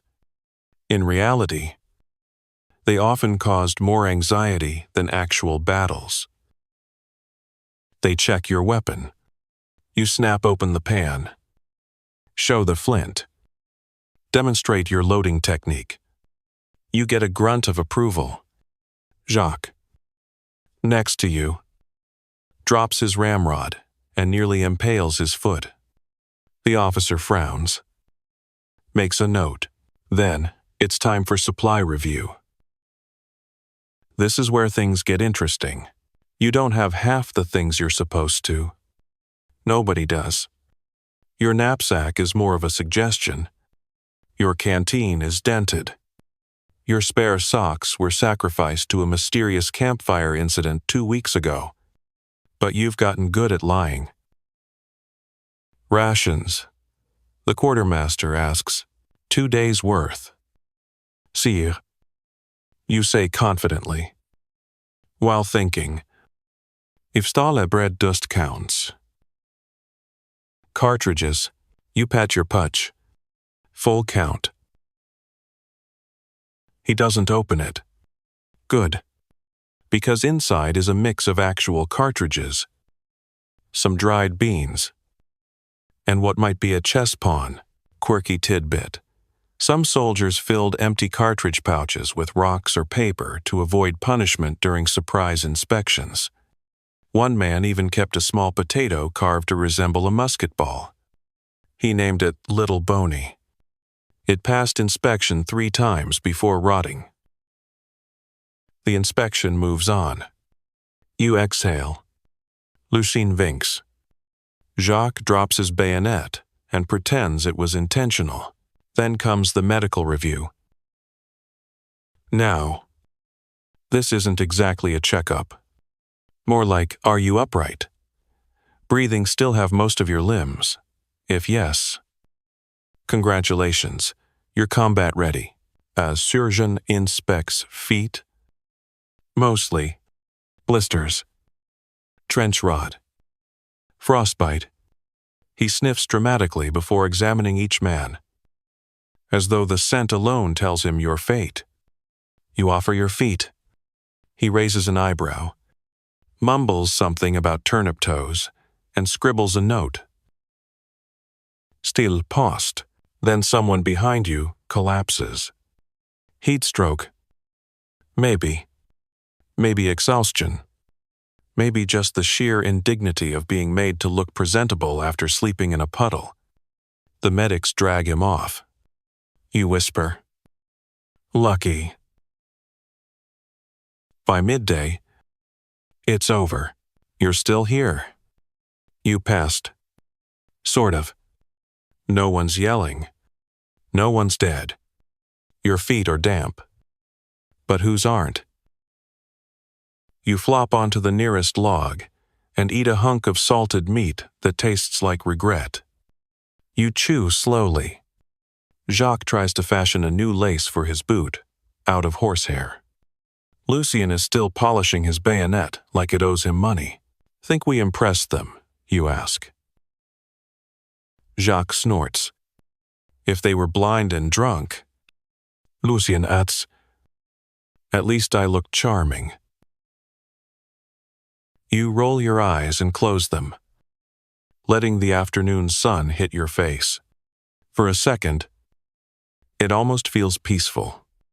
Almost, until someone yells, "Officers meeting sergeant's report." Of course, because the reward for surviving an inspection isn't rest. It's responsibility. You sigh. Stand. Adjust your shako. And trudge toward the next round of orders. Ready to nod solemnly. Pretend you understand military maps. And ask no questions about whatever harebrained plan is surely brewing. After all, you're a sergeant now, and in Napoleon's army. That mostly means pretending the chaos is definitely on purpose. The officers' meeting takes place in what used to be a barn. If the collapsed roof and rogue chickens are any indication, you step in, ducking a beam and nodding at 3 other sergeants, who look just as tired and mud-caked as you. One has a bandaged ear. Another's chewing on a twig like it's a morale boost. You make eye contact. It says, "No one wants to be here." Let's pretend we understand everything. A young lieutenant stands at the front with a map so wrinkled it looks like someone tried to iron it with a musket.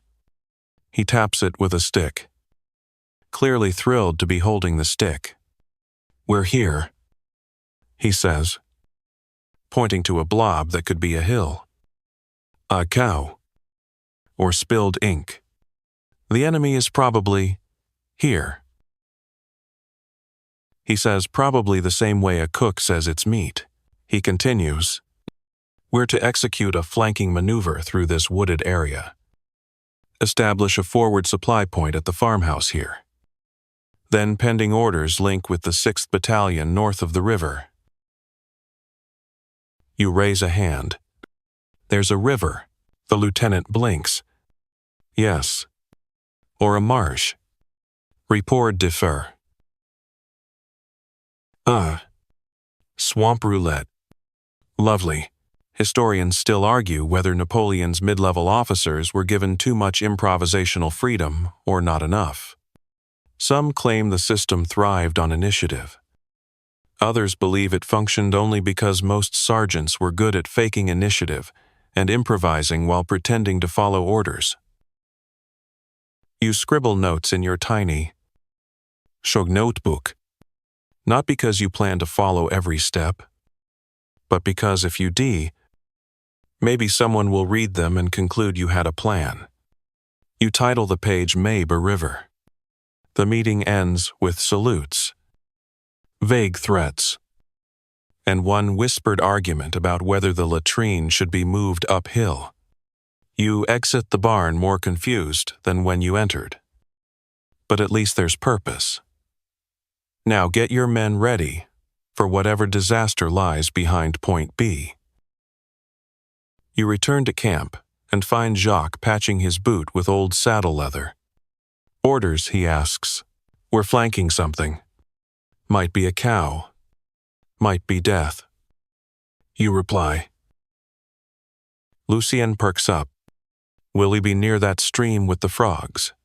I like those frogs. You nod solemnly. It's possible the frogs will be the only survivors. You assemble the unit. They groan. Stand. Shoulder packs. It's become a dance groan. Rise. March. Repeat. You lead them down a road that becomes a trail, that becomes a suggestion. Trees lean in overhead, like eavesdropping monks. Birds scatter as you pass. Somewhere ahead is a farmhouse, or a swamp, or a battle, or all three. Gift wrapped in fog, the mud is relentless. You sink. You curse. You pull out your boot, only to step into deeper muck. It clings to your legs like regret. A man behind you loses his balance and topples with a shriek. You help him up. He thanks you by sneezing in your face. Midway through the march, it starts to rain. Of course it does. Napoleon's army was infamous for its ability to operate in all weather, which is a polite way of saying you got wet. And nobody cared. Greatcoat or not. The rain finds its way down your neck, into your sleeves, between your toes. Quirky note.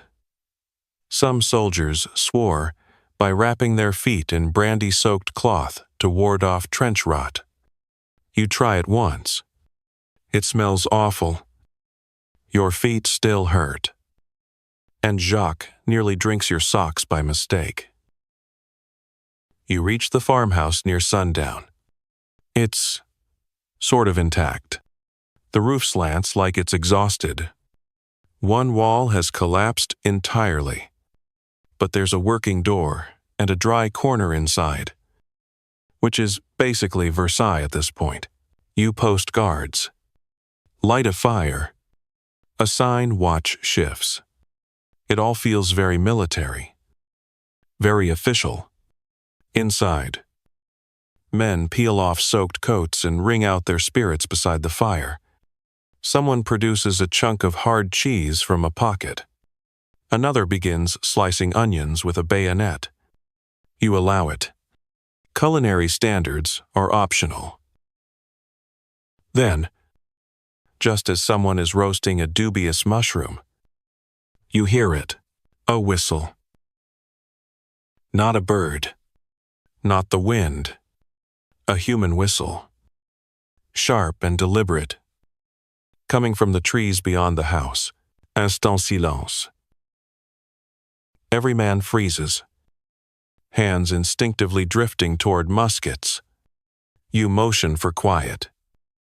Stand. And ease toward the door. The rain has stopped. But the forest is dripping. Ticking with moisture. You step outside. Slow and careful. Nothing. Then the whistle again. 3 notes. Low to high. A signal. You duck back inside. Eyes meet yours. No one says it out loud. But everyone knows. You're not alone here. You order the fire doused. Watch doubled. No one sleeps deep that night. You lie with your musket across your chest, listening to every creak and drip and imagined footstep. Historians still argue whether these surprise encounters with enemy scouts were isolated incidents or signs of deeper intelligence failures. You don't care. All you know is that someone out there knows where you are, and they're not whistling for fun. The farmhouse, for all its charm, is now a trap. And morning is still hours away. You're up before the sun. Not that you really slept. The sky is a dull sheet of slate. The kind of gray that makes everything look like a charcoal sketch of misery. Your back aches. Your legs are stiff. Your socks are damp. Again. And your first thought of the day is, was that whistle real? No one talks much as the men reassemble outside the farmhouse. Even Lucien, who once recited love poetry to his canteen, is quiet. You post a pair of scouts in the tree line. Double-check your cartridge count. And try to look like someone who isn't deeply unsure of what's about to happen. The mission, such as it is, remains vague. Hold position. Monitor activity. Await courier. You'd rather have been told, take nap. Eat soup. Avoid being stabbed in the dark. Instead, you fortify, which is a generous word for arrange logs in a way that might slow down bullets. You post watches, dig shallow foxholes, and encourage the men to ration their food. One man brings out a tiny playing card deck and starts dealing silently. No one plays. Then Jacques approaches. "Sir," he says, voice low, "I saw movement near the south wall, just for a second." You nod. You saw it too, or think you did. You gather a pair of volunteers, Jacques and a lanky, wide-eyed recruit who still looks like he's waiting to wake up from this whole war business. Together, you creep toward the southern edge of the field, past the shed, past a wheelbarrow filled with rainwater. Muskets raised. Then, a rustle. You freeze. A rabbit bolts. You almost scream. Jacques raises his musket. You shove it down. "Dinner." You whisper. Still. That tension doesn't leave. It wraps around your ribs like rope. The forest isn't just trees today, it's eyes. Historians still argue whether Napoleon's army had reliable reconnaissance during its middle campaigns. Scouts were often locals, some loyal, some not. Many were chosen by accent, bribed with promises, or just the last person holding a horse, which made the intelligence they brought back anywhere from useful to outright delusional. Your orders don't include retreat, so you don't. Instead, you begin preparing for something worse, waiting. Waiting in Napoleon's army isn't like a peaceful afternoon by the fire. It's crouching in mud while your thigh goes numb, trying not to think about the fact that the enemy could be 10 feet away. It's wondering whether your last letter home arrived. It's eating a stale biscuit shaped like a weapon and pretending it's a croissant. Quirky tidbit. Some soldiers used biscuit rations as dice for games. Others sharpened them into shivs.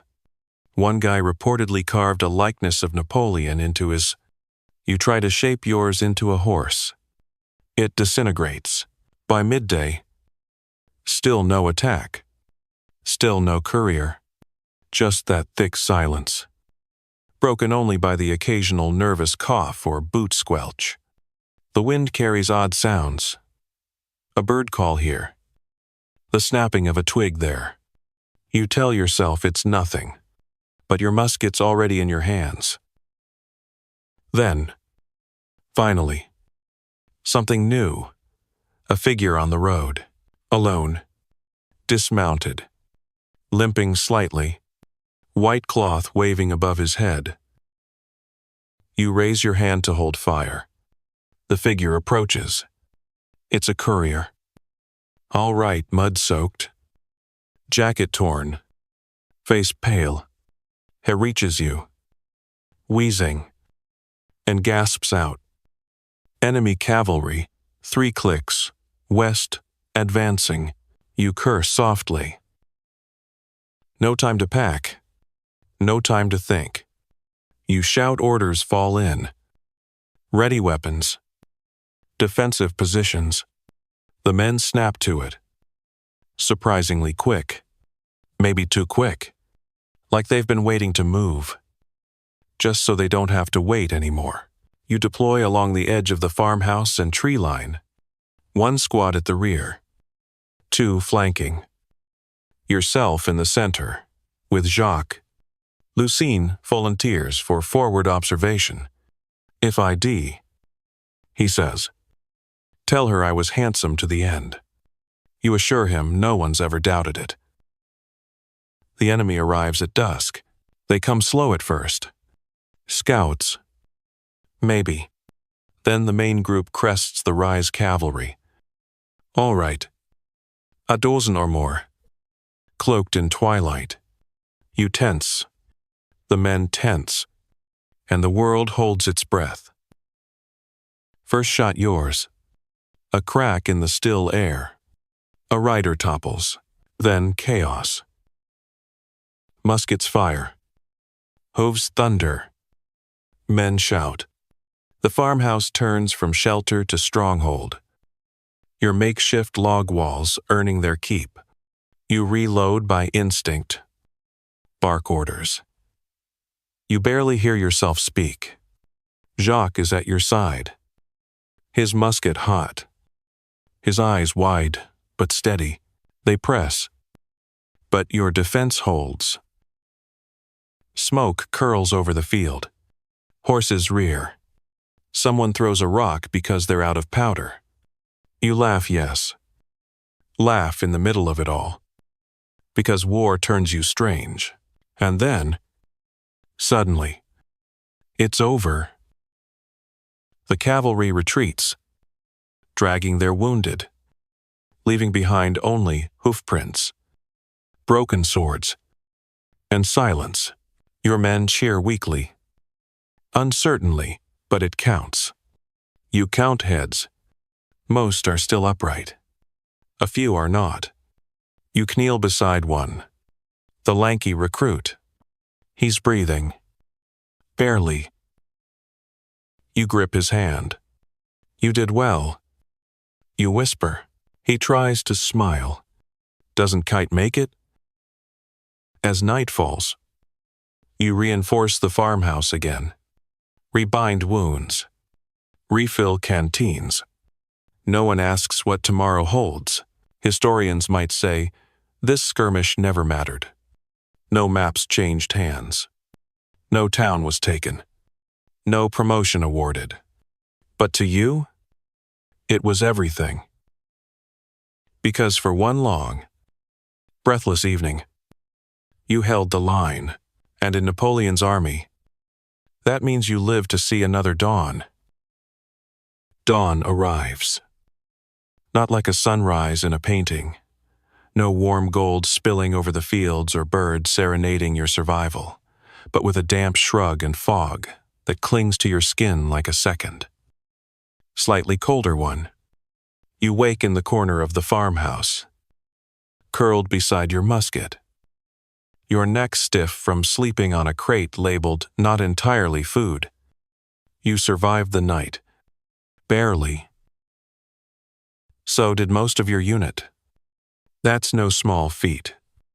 You lost 3 men. 1 to a saber. 2 to bullets. One of them didn't even have time to scream. The recruit from yesterday is still breathing, which honestly surprises everyone, especially the surgeon. Lucien says, maybe he's cursed. Jacques replies, then we're all cursed. You think they might be right.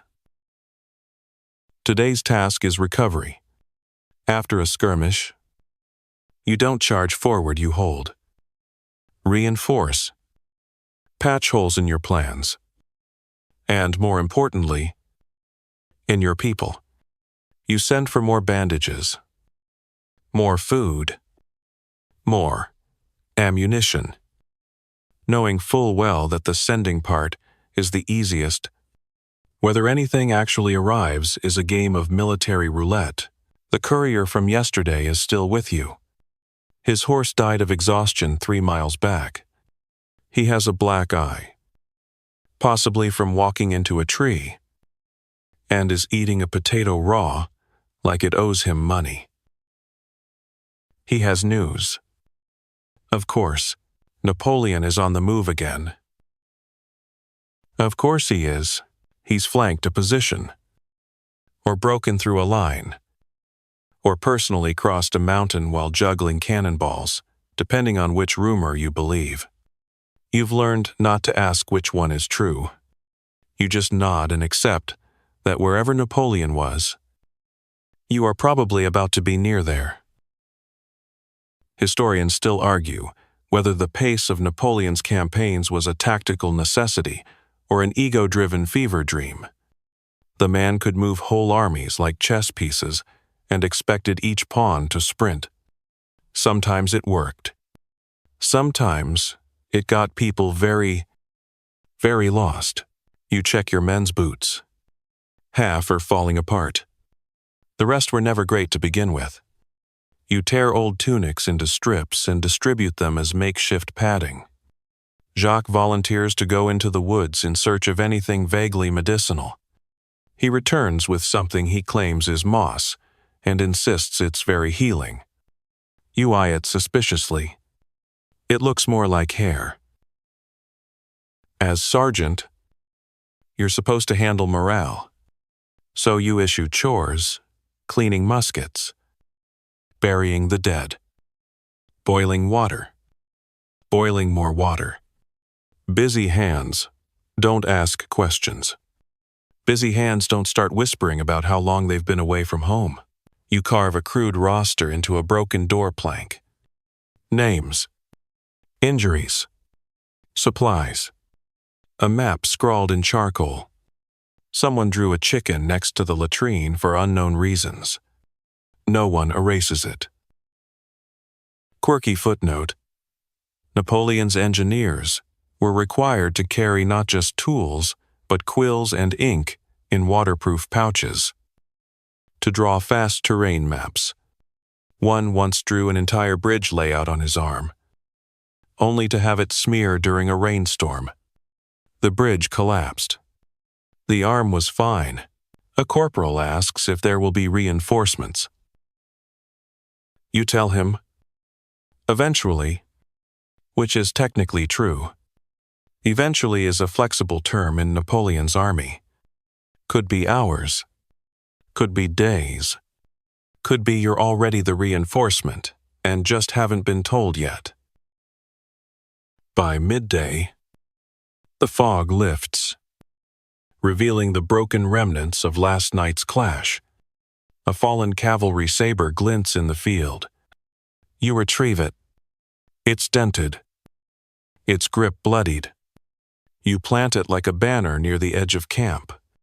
Not out of honor, just so no one trips over it again. A few of your men sleep. The snoring is discordant, but familiar. One reads a battered book of sermons. Another shaves, with a knife that has definitely seen too many purposes. You take a walk around the perimeter. Not because you need to, but because it helps to move, helps to breathe, helps to pretend you're not waiting for the next disaster. You reach the edge of a stream and crouch to splash your face. The water is cold, cleanish, the kind that numbs your fingers and makes you think, okay, maybe I can do another day. Behind you, you hear footsteps. Jacques, holding a pot of what might be soup or possibly boot polish. Meal's ready. He says, I made it thick today. On purpose. You follow him back. The men eat in silence. Not solem just focused. Chewing is the one thing that always makes sense. Then, out of nowhere, Lucine begins humming. It's a cheerful tune. You recognize it's something from home, something pre-war, and slowly, others join. Not loudly, not to perform, just softly, like they've all agreed this one moment can be theirs. It lasts a minute, maybe less, but you file it away. These tiny moments are the glue. They don't win battles. They don't feed you, but they keep your spine from snapping when the next order comes in, and the next order does come. Near sunset. Another courier. This one riding hard, covered in dust. Eyes wide.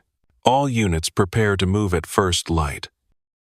He says breathlessly, "New objective. South. Major engagement expected." He doesn't even wait for acknowledgement, just gallops away into the fog, as if leaving you time to think would be a crime. You look at your men. Tired, dirty, bandaged, hungry, and ready. Somehow, still ready, you nod. Tomorrow, you say, we march again. The stars are still out when the order to march comes through. Not that it matters.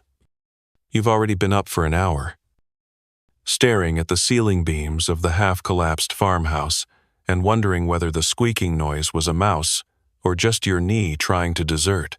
You gather the men quietly.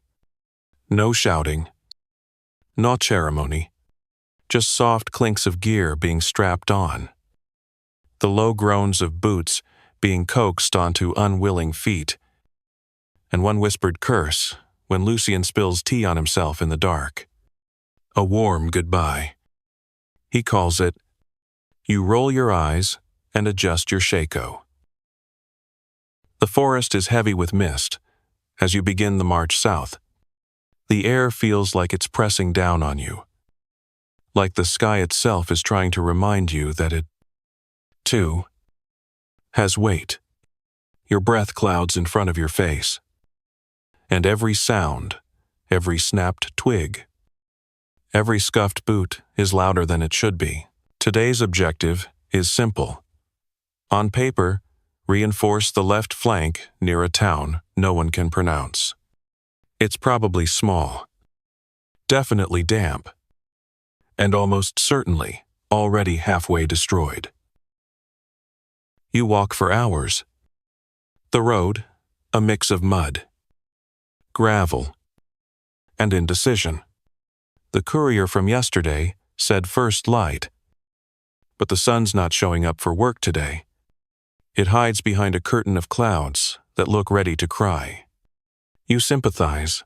Historians still argue whether the terrain of Napoleon's campaigns, especially in southern Germany and Poland, was underestimated by French planners. Roads turned into rivers. Fields turned into traps. What looked like a 3-day march often became an improvised week-long camping trip through nature's worst moods. Your men grumble. Jacques develops a limp halfway through the morning and refuses to explain it. Lucien starts composing a ballad called "Mud on My Soul" and sings it badly on purpose. You don't stop him. It keeps morale above freezing. Then the march takes a turn. Literally. You crest a hill and there it is, the town, or what's left of it. Roofs caved in. Smoke rising from chimneys that no longer have houses attached. A steeple stands defiantly. Though its bell dangles by a thread, a small stream winds through the town square, carrying leaves and someone's abandoned boot. It's eerily quiet. Too quiet. You signal a halt. Scouts fan out. One returns 10 minutes later with news enemy retreat confirmed. They cleared out this morning. Took everything except the smell. You advance cautiously. The town is deserted but not dead. Signs of life linger, fresh ashes. A broken spoon in the mud. A line of laundry abandoned mid-dry. Someone left a potato, half peeled on a window ledge. You pocket it. You establish camp in what used to be the mayor's house. It's mostly intact. If you ignore the cannonball that came through the roof and now resides in the parlor like an uninvited guest, Jacques calls dibs on the armchair next to it. If I want upholstery. You start digging in. Reinforce the south wall. Turn a cellar into a storeroom. Convert a chicken coop into a command post. There's a strange joy in making order from ruins, even temporary. Even slightly absurd. Lucian finds a harp missing 2 strings. Plays it anyway. Avant-garde, he says. Post-traumatic compositions. You hear the new orders from command. Hold the town until further instruction. Which, as always, could mean days, hours, or until someone else remembers we're here. Quirky tidbit. Napoleon once stationed a full regiment in a village for 3 days, then forgot about them for nearly a month. They survived by bartering with locals and, in one case, reportedly running a tavern. Military historians refer to it as the accidental garrison. Your accidental garrison does its best. One squad builds a fire pit. Another patches the windows. You assign 2 men to collect whatever food the townsfolk left behind. They return with turnips, a suspicious jar of lard, and a chicken that may or may not belong to anyone. It's named Napoleon the Lesser. You let it stay.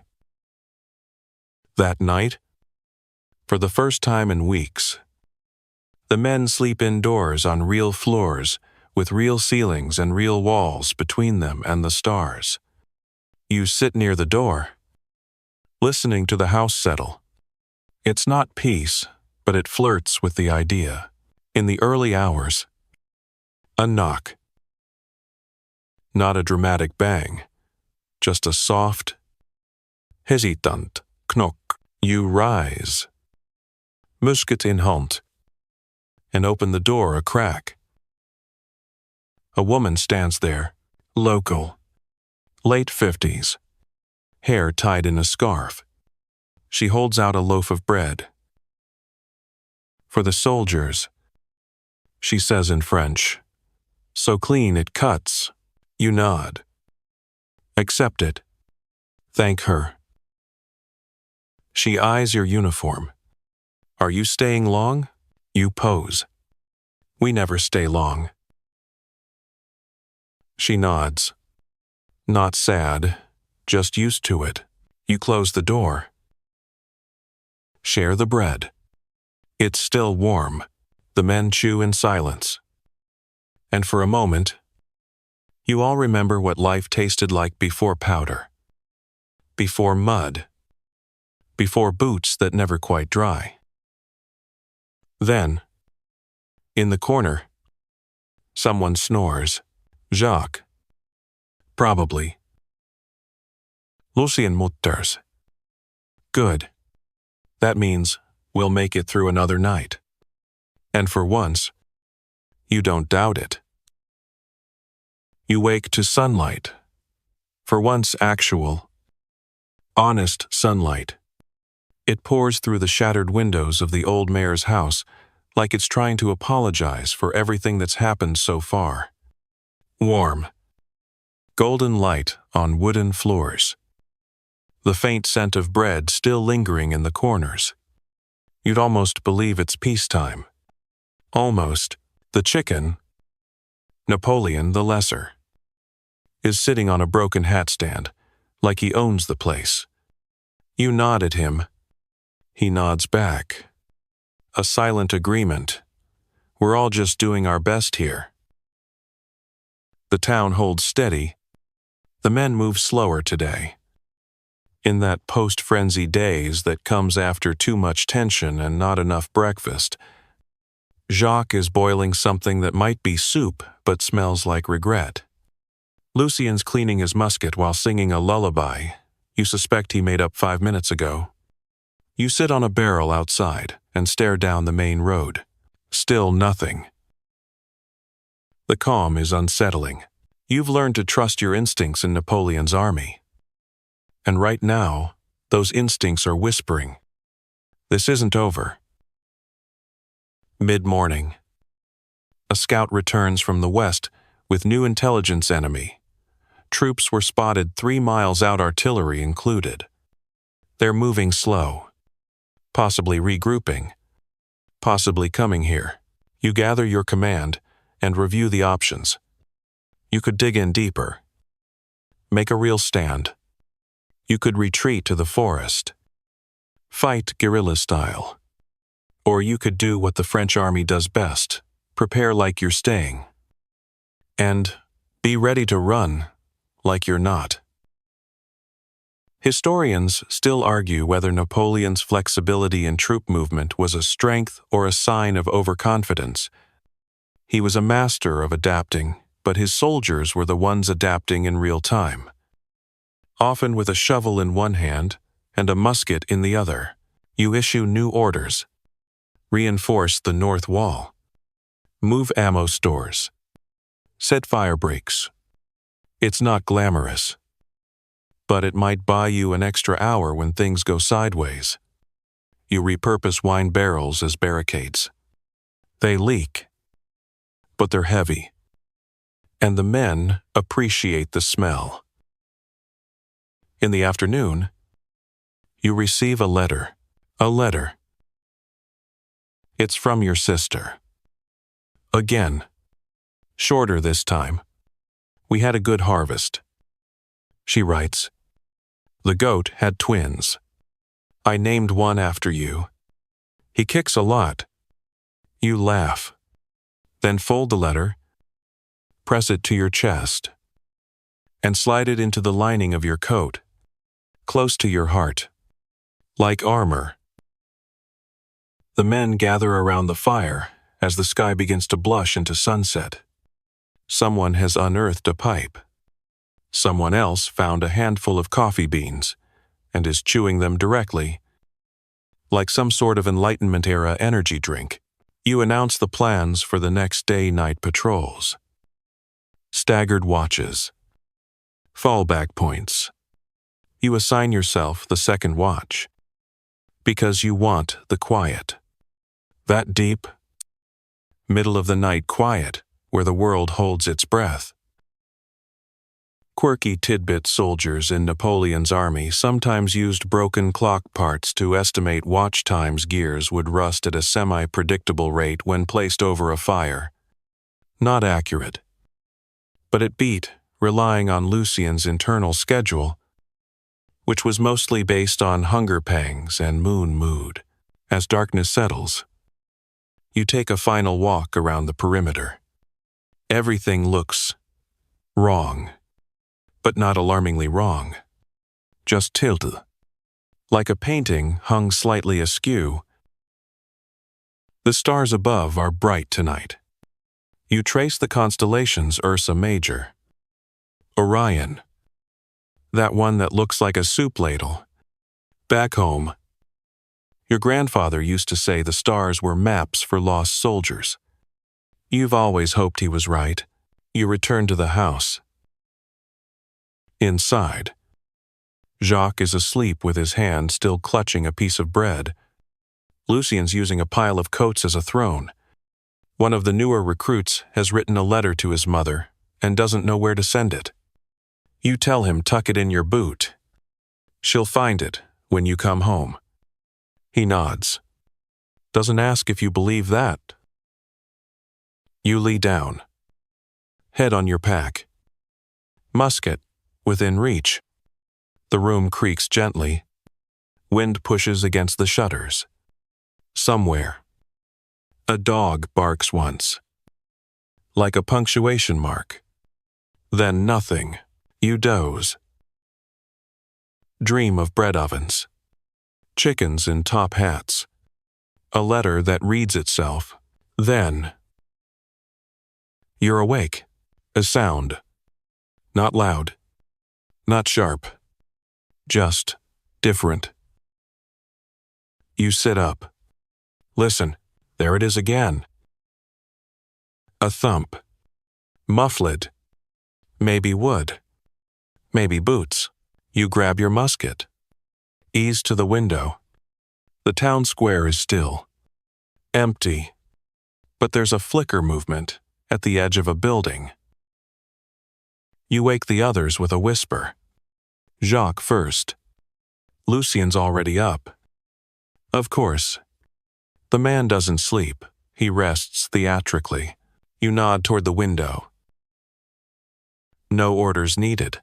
The men move into positions. Quiet. Fluid. Like they were born for this.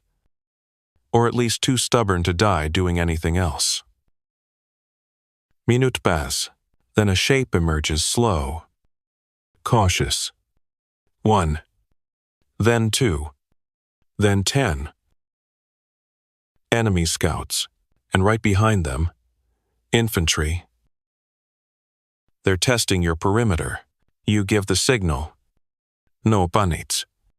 No shouting. Just a single shot into the air. A warning. They freeze. Retreat. Not far. But far enough. You hold your breath for a while longer. Until the horizon lightens just slightly. Until you're sure it's safe. For now, historians might write that no shots were fired that night. That no battle occurred. But you know the truth. You were ready. And sometimes, that's the only thing that saves you. Morning returns with all the subtlety of a door slammed in your face. The clouds are low and heavy again.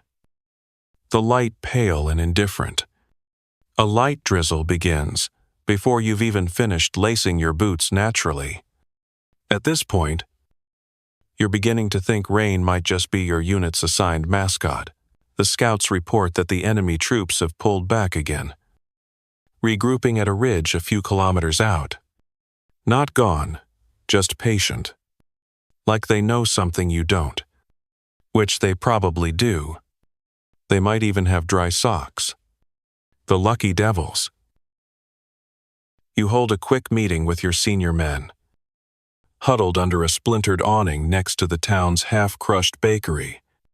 The smell of stale flour still clings to the walls. You sketch rough lines in the dirt using a stick. Marking fallback points. Flanking positions. And an absolutely do not die here zone. Lucien adds a smiley face near the latrine. For morale. He says, you leave it. Orders come down from command later in the morning. Hold the town another 48 hours, while a larger force maneuvers into position to deliver the hammer. You're not told what or where the hammer is. Probably being swung by someone who hasn't slept on wet straw for 3 weeks. Historians still argue whether Napoleon's decentralized command style was a tactical stroke of genius or an invitation to chaos. Local commanders were often left to interpret vague directives however they saw fit, sometimes with brilliant results. Sometimes, with oops. We just lost a province consequences. You opt for proactive defense, which, in this case, means getting very creative with what you've got. Jacques engineers a barricade using a wagon wheel, 3 barrels, and what might be a grandfather clock. It holds surprisingly well. Lucien leads a small team to reroute a drainage ditch to form a muddy moat. It's more puddle than moat, but it gives the illusion of preparation, which is sometimes half the battle. Meanwhile, you review supply counts. Ammunition is low. Food is a joke. Spirits are oddly okay. Maybe it's the chicken. Napoleon, the lesser, struts about like a commander, pecking boots and chasing flies. The men feed him crumbs and call him Caporal Plume. He accepts the title with quiet dignity. By late afternoon, the enemy returns. Not a full-on assault, more like a probing dance. A few shots fired. A couple of quick rushes. Testing your defenses. Watching your reactions. You respond with controlled volleys and plenty of theatrical shouting. You want them to think you're bigger than you are. So you reposition men frequently. Stomp loudly. And have Lucien sing marching songs at full volume from different corners of town. Quirky tidbit during the Peninsular Campaign. Some French regiments inflated their unit size by marching in circles through towns and lighting multiple fires to suggest larger numbers. One officer even dressed his horse as a second officer to confuse observers. You consider it. The chicken is not cooperative. That night, you sit in what used to be a library. 2 walls left. Books stacked in piles that now double as seating. You leaf through one called La Philosophie du Courage. It's missing most of the pages and has a suspicious soup stain on the last chapter. Still, you find one line. To endure is to defy expectation. You underline it with the tip of your bayonet as the stars blink into view again. You patrol the outskirts.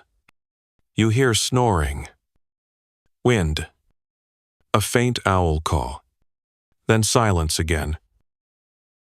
Too much silence. You crouch low behind a fence. Eyes scanning the dark. Then movement. Not much. Just a flicker of a silhouette crossing between 2 ruined sheds. You wait. Another shape. Then another. They're coming. Not charging, sneaking. Hoping to breach your perimeter before you even notice. But you're already there. You pull back.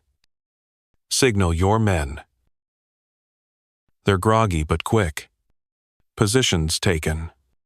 Muskets raised.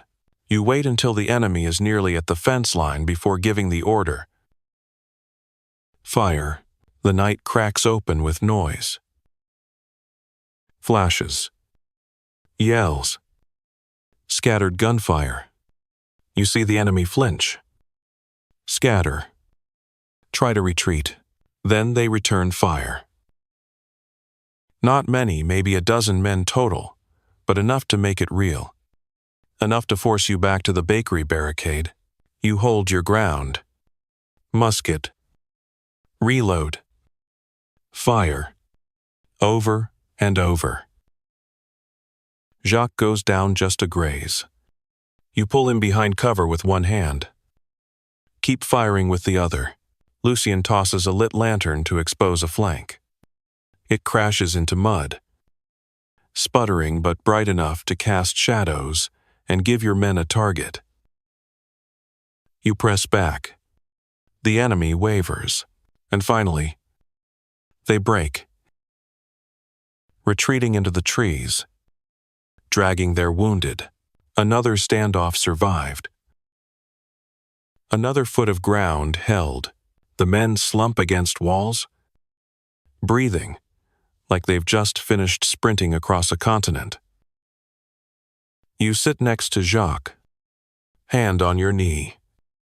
Musket still warm. He looks at you. We're still here. You nod. That counts. Somewhere in the rubble, Napoleon the Lesser crows. He sounds very pleased with himself.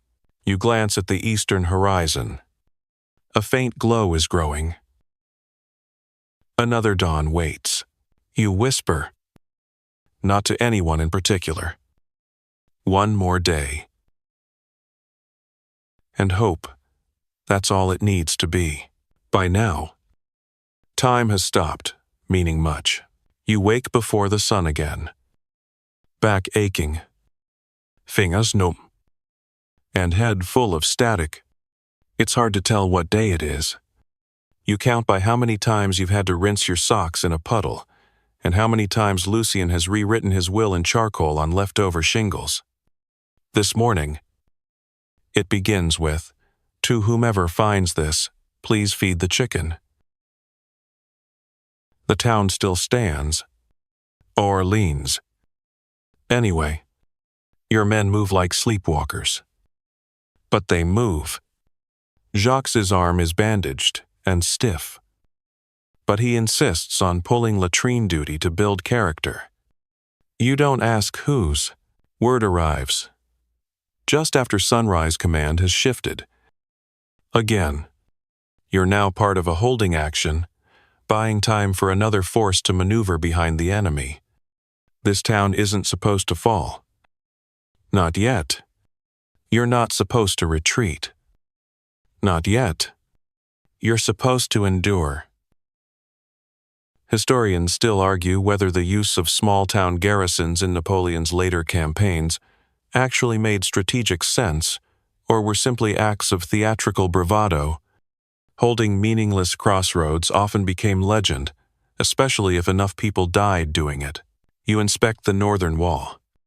A chunk of it is now reinforced with bookshelves, sandbags made from curtains, and one suspiciously thick mattress. Lucien insists it's battle-tested. You decide not to question how. Napoleon the Lesser has somehow appointed himself gatekeeper. He pecks at anyone not from your regiment and crows twice for breakfast. Jacques is convinced the bird is receiving divine visions. You suspect Jacques needs more sleep. Midday. More movement on the horizon. Scouts report a larger force gathering. Possibly the same enemy regiment. Reinforced. Possibly someone else entirely. You start preparing as if it's everyone who's ever disliked you showing up at once. Barricade stubbled. Powder dreed. Positions assigned. Your men are silent now. Not out of fear, but focus. The fear burned off days ago. Like fog, under cannon fire. All that's left is resolve. The first shot doesn't come until late afternoon. A sharp crack echoes through the town square. It misses, but it's enough. Your men return fire immediately. Controlled. Practiced. Then the second volley. Then a full charge. Infantry. 2 lines deep. Muskets fixed. Officers yelling in a language you don't have to understand to know it means. Take everything. You hold. Behind barrels. Through window slits. Over collapsed walls. The town is now a chorus of shouts. Gunshots. And the dull thud of boots on broken cobblestones. Smoke fills the air. It tastes like sulfur and sweat. Lucien fires calmly, reloading faster than you thought possible. Jacques is next to you, muttering something under his breath, possibly a prayer. Possibly insults. Enemy soldiers reach the main street. Apportez, push. Bayonets flash. You fall back to the bakery barricade. There, you hold again. One soldier tries to flank through the mayor's house. Napoleon the Lesser flaps into his face. The man screams and flees. You don't laugh, but the chicken earns a promotion. You fire until your fingers can't feel the trigger. You reload until your pouch runs dry. You switch to your sidearm. Then your knife. And then, silence. Just like that. The enemy pulls back. Not far. They regroup at the edge of town, taking their wounded with them. You exhale. Your shirt clings to your back. Your eyes burn. You feel like a candle burned too long. A whistle sounds. One of your scouts waves a flag from the church bell tower. 2 flashes. Then 3. You squint into the distance. Movement. On the road. French banners. Your reinforcements have arrived. And suddenly, it's over. The tension that's been your constant companion slips off your shoulders. You slump against the wall. Not because you mean to, because you can't. Not. Lucien sits beside you, humming again. Jacques eats a biscuit, like it's the first food he's ever tasted. The recruits, what's left of them, laugh like madmen. You don't speak. You just breathe. That night, campfires dot the square. Real fires. With warmth. With soup. With people speaking in full sentences again. You receive a commendation. Verbal only. Of course, from a passing officer with very clean boots. Well done, he says. Before moving on to someone more senior. You don't mind? You're still here. Quirky footnote. Some regiments celebrated surviving by shaving a single stripe through their hair. You consider it. Then decide your lice have earned their shelter for now. That night, beneath a blanket that doesn't smell like feet, you stare up at the cracked ceiling of the mayor's house and whisper, "We made it. Not we won. Not it's over. Just we made it." And that's enough. The fire's low now. Just a quiet ember glow, flickering against the crumbled stone walls. You shift gently under the blanket. The weight of the day, of many days, finally allowed to lift. Your limbs feel heavy, but no longer with dread. Just sleep. Just survival. The sounds around you are soft again. A spoon clinks lazily against a tin cup. Someone snores in rhythm, with the wind tapping at the shutters. The chicken lets out a sleepy coo, curled in someone's abandoned hat. Even Lucien, ever dramatic, has gone quiet, his arm draped over a pile of coats like he's claimed them in the name of France. The war, for tonight at least, is outside the gates. Your eyes close for a while, not in fear or exhaustion, but because rest has become possible, earned. The ache in your shoulders, the numb tingle in your fingers, these are familiar now. Not enemy, just reminders that you're still here, still breathing, still holding fast. And out there, beyond the hills, beyond the campfires and the weary drums and the last wisps of smoke rising into the dark, history keeps moving. Maps will shift. Leaders will fall. New orders will come. But tonight, nothing moves. Not you. Not time. Just quiet. Just peace. Let your breath slow now. Let the memory of boots and muskets and marching songs drift off into that long, soft, dark, where nothing chases you. No flags to carry. No ground to hold. Just the soft scratch of linen. The cooling hearth. The faint rhythm of distant hooves fading gently into the fog. You've made it through one more day in Napoleon's army. And now, at last, you get to rest. Sleep well, soldier. You've earned it. Sweet dreams.